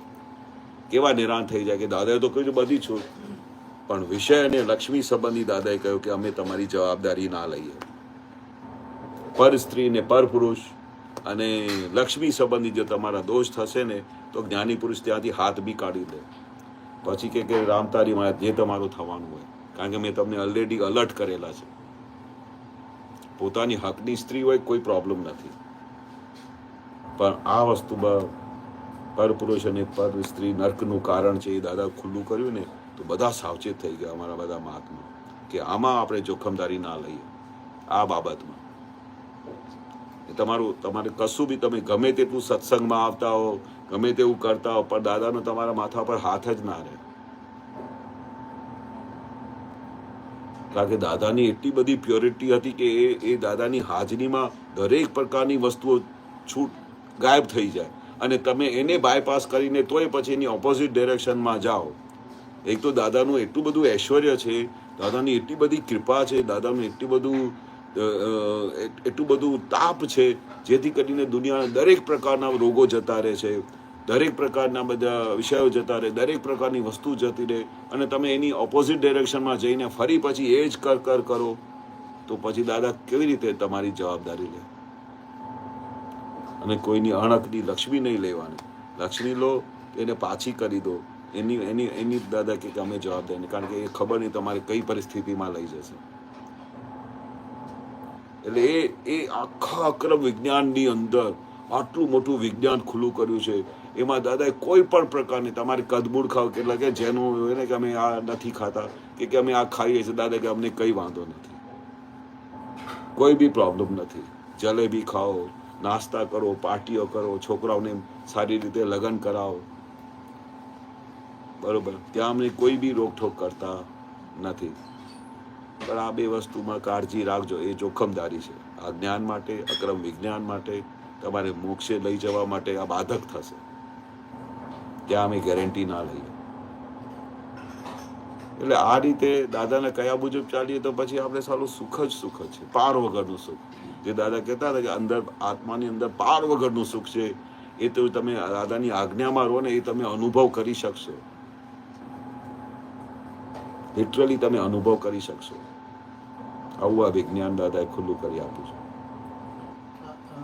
લક્ષ્મી કેવી રીતે આવતી છે? કયા રીતે? ના, અણકની લક્ષ્મી એટલે કેવી કે ભાઈ તમને કોઈ તમારે તકલીફ પડી ઘરમાં, તમે કહો કે મને લાખ રૂપિયા મને આપો ને, ઓછીને આપો, તમારી પાસે લાખ રૂપિયા આવી ગયા, બરોબર, તો પછી થોડા વખત પછી તમારે અંદર વિચાર આવે કે ચાલો આની પાસે તો કરોડો રૂપિયા છે, મેં તો લાખ રૂપિયા દીધા, એ લાખ રૂપિયા એને નહીં પાછા આપો તો કેટલું ફરક પડશે? પણ તમારી હકની તો નથી ને કે તમે દબાઈને બેઠા છો. એટલે અણકની લક્ષ્મી તમે દબાઈને બેઠા છો, તો ભલે કરોડપતિ હોય ને, હા, ત્યાં તમે એક્સપિરિયન્સ કરી જોજો. એને કરોડો હોવા છતાં બી એને દિવસ રાત રાત્રે એ યાદ આવશે કે પેલા દેવેન્દ્રભાઈ છે ને હજુ સુધી લાખ નથી આપ્યું. ગમે તેવો કરોડપતિ, તમે એવું કરી જોજો, અમે તો એક્સપિરિયન્સ કરેલું છે. તો એ શું છે, નિરંતર એમને યાદ રહ્યા કરે કે આપ્યું નથી. એ તમને જ્યારે પણ આમ ઘણી વખતે આમ આગુ પાછું થઈ જાય, પણ તમે અહીંયા રસ્તાથી જતા હો ને કે દેવેન્દ્રભાઈ જાય છે, હજુ સુધી લાખ નથી આપ્યું, એટલે ઠેઠ મોક્ષ સુધી તમને છોડીને તો પછી દાદા કે આવતા બાબા ફરી તમારે અહીંયા મોક્ષ મળતું હોય, આપતા મોક્ષે જવાના હો, જો તમારું અકાઉન્ટ બાકી હોય તો તમારે અકાઉન્ટ ક્લિયર કરવું પડે કે ના કરવું પડે? એટલે ફરી અટકી જાઓ. અણકની લક્ષ્મી આપણે દાદા કહ્યું કે ના દબાવશો કોઈને, તમારો હક નથી ને. તમારી હકની લક્ષ્મી તમે જે રીતે વાપરો, તમને કોઈ આવીને કહેશે કે શા માટે વાપરો છો? પણ આ તો એક રીત થઈ, ઘણી બધી રીતે આપણે અણકની લક્ષ્મી આવતી હોય ને, હા જણ તો આવતી અજણ તો બી આવી જાય, ઘણું બધું હોય. હવે ને ઘણા બધા પ્રોસેસ હોય, ઘણા બધા પ્રોસેસ હોય. સરકારી હવે તમે નોકરીઓ હા રૂશ્વત લો, પછી બીજી રીતે તમે મિલાવટ કરો, બરોબર. તમારે 100% કંઈ અમારે જે મટીરિયલની અમે કામ કરતા હોઈએ ને એમાં છે ને લોકો 50% મિક્સિંગ કરે અને કોઈને બાપને બી ખબર ના પડે કે હું શું કરું છું. અમે શું છે પ્લાસ્ટિક બેગ બનાવીએ ને તો એમાં 100% રિલાયન્સ વર્જિન રા મટીરિયલ આપે છે, 100%. તો એ જે પોલિમર એવું છે કે એમાં પછી સેકન્ડ ગ્રેડનું બી માલ આવે છે. સમજો પેલું 150 રૂપિયામાં કિલો મળે તો રિલાયન્સ પછી એવું બી માલ કાઢ્યું છે કે જે પેલા પ્લાન્ટને સાફ કરે એવું કરે ને તો બધું સેકન્ડ ગ્રેડનું માલ નીકળે. જ્યાં સુધી વર્જિન પેલી વસ્તુ આવે એમાં લાખો ટન માલ એવા નીકળતા હોય. તો જ્યાં સુધી વર્જિન જે ક્વોલિટી જે આપણે આપવાની છે જેનું 150 રૂપિયા કિલો માલ છે, તો જ્યાં સુધી એ વર્જિન ક્વોલિટી આવે ત્યાં સુધી શું છે સેકન્ડ ગ્રેડનું માલ નીકળ્યા કરે. જ્યાં સુધી આખું પ્લાન્ટ સેટ થાય. મોટી રિફાઇનરી હોય છે, તમે રિફાઇનરી જોવો તો તમે દિમાગ કામ ના કરે. તો એ પછી મટીરિયલ માર્કેટમાં રિલીઝ કરે.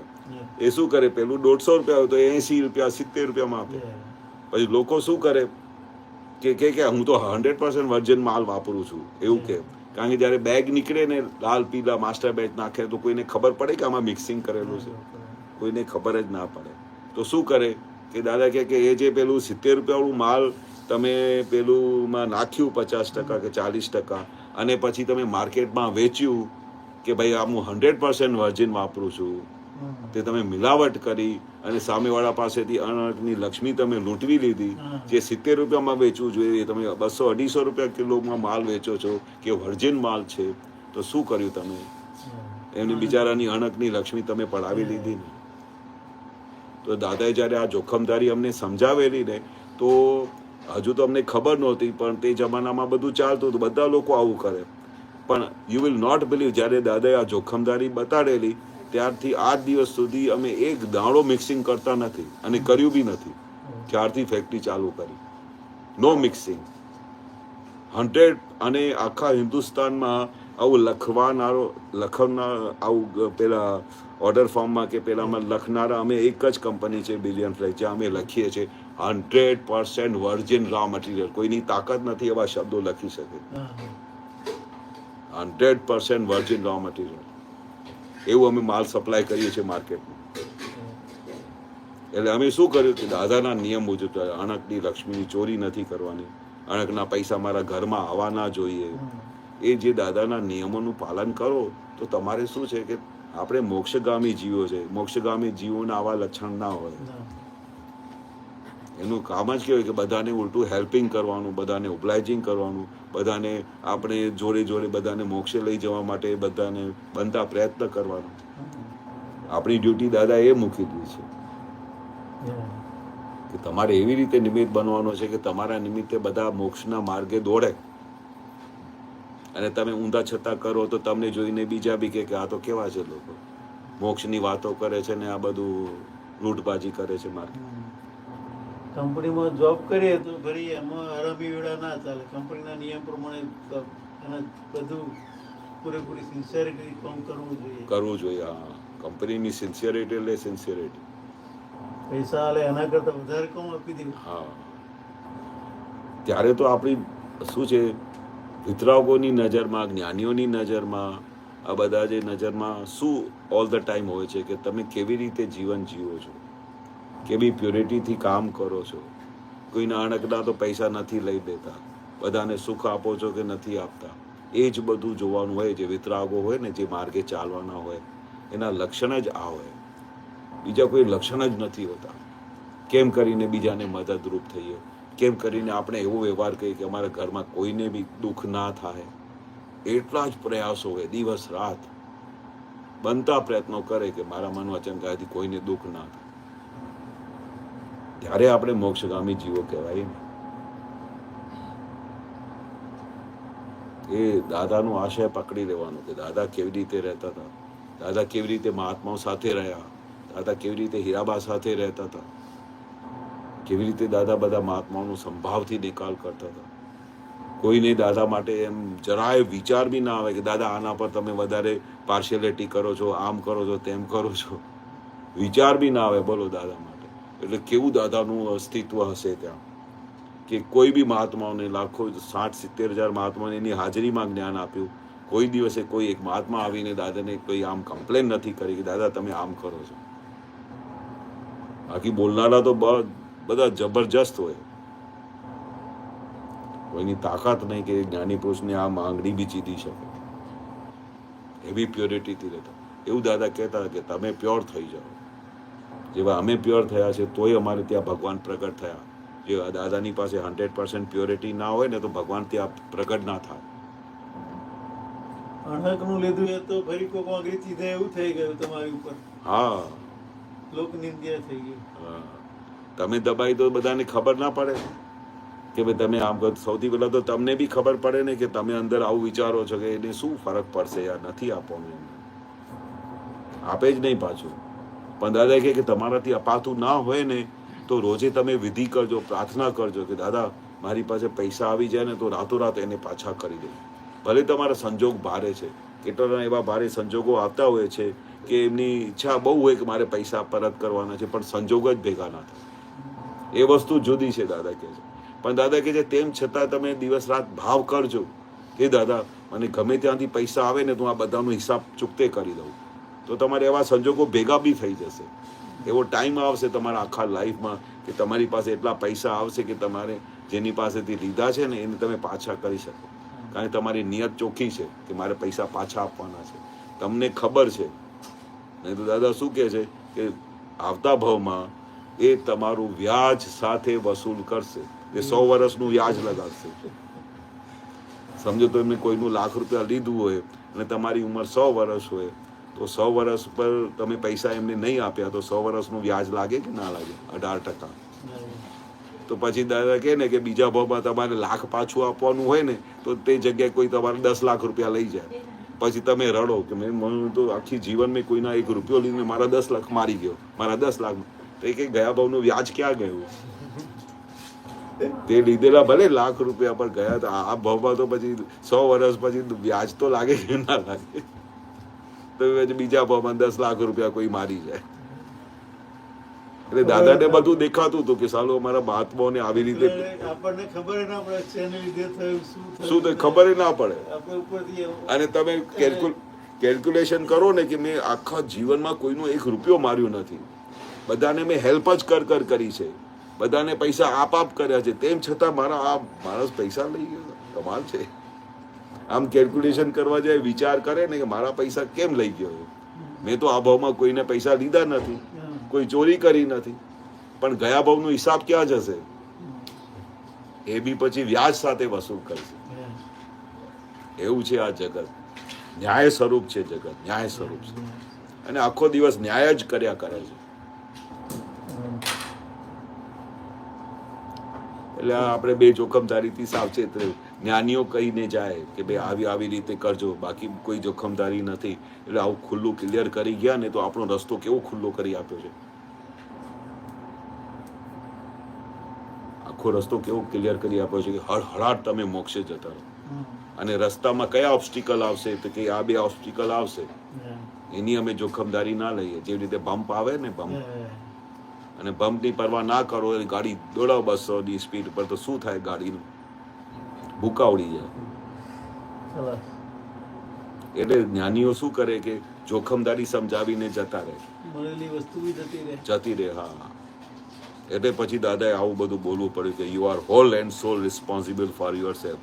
જો તમારું એક્સિડન્ટ થાય છે કે જ્યાં તમે નરકે જાઓ કે ગમે ત્યાં જાઓ, જાનવર ગતિમાં જાઓ, તમે જવાબદાર છો, બીજું કોઈ જવાબદાર જ નથી આ જગતમાં. બરોબર.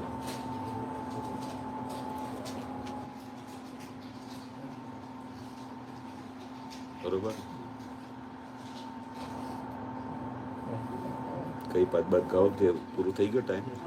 ચાલો, નમસ્કાર. બોલે 5 મિનિટમાં દાદા ભગવાનના સિંહ જય. બોલાવીશ તું, આજે તું બોલાવ. દાદા ભગવાન અસીમ જયકાર હો, દાદા ભગવાનના અસીમ જય જયકાર હો. દાદા ભગવાન હો દાદા ભગવાનના અસીમ જય જયકાર હો. જય હો. હો દાદા ભગવાનના અસીમ જય જયકાર હો.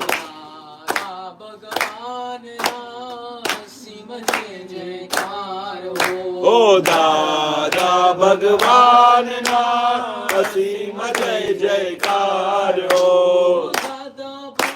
જય હો. ઓ દાદા ભગવાનના અસીમ જય જયકાર હો.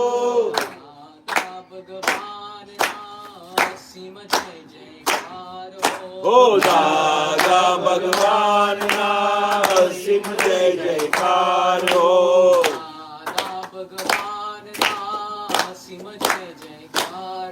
ઓ દાદા ભગવાનના અસીમ જય જયકાર હો.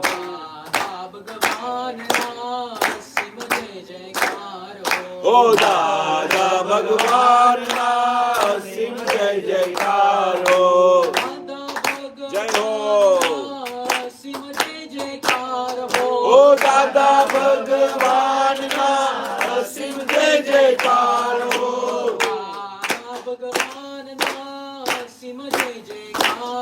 ઓ દાદા ભગવાનના અસીમ જય જયકાર હો.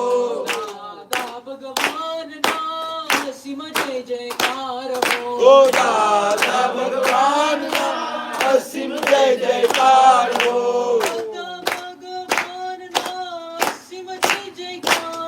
ઓ દાદા ભગવાનના અસીમ જય જયકાર હો.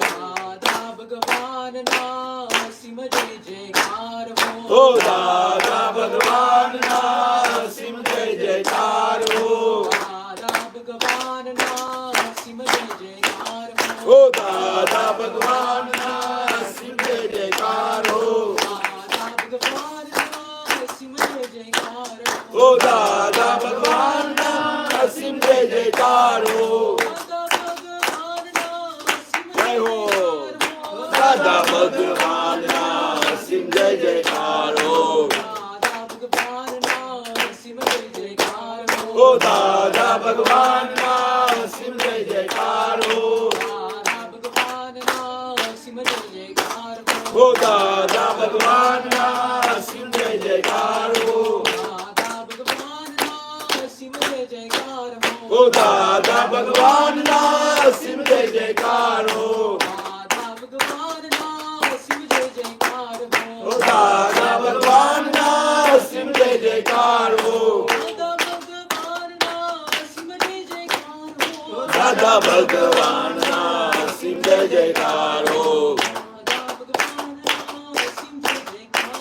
ઓ દાદા ભગવાનના અસીમ જય જયકાર હો.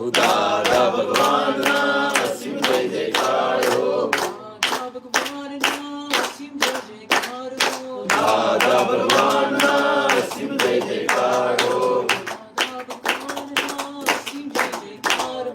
દાદા ભગવાનના અસીમ જય જયકાર હો. દાદા ભગવાનના અસીમ જય જયકાર હો. દાદા ભગવાનના અસીમ જય જયકાર હો.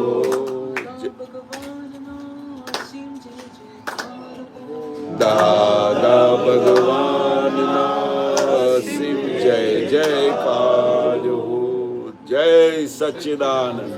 જય સચ્ચિદાનંદ. જય સચ્ચિદાનંદ. જય સચ્ચિદાનંદ. જય સચ્ચિદાનંદ.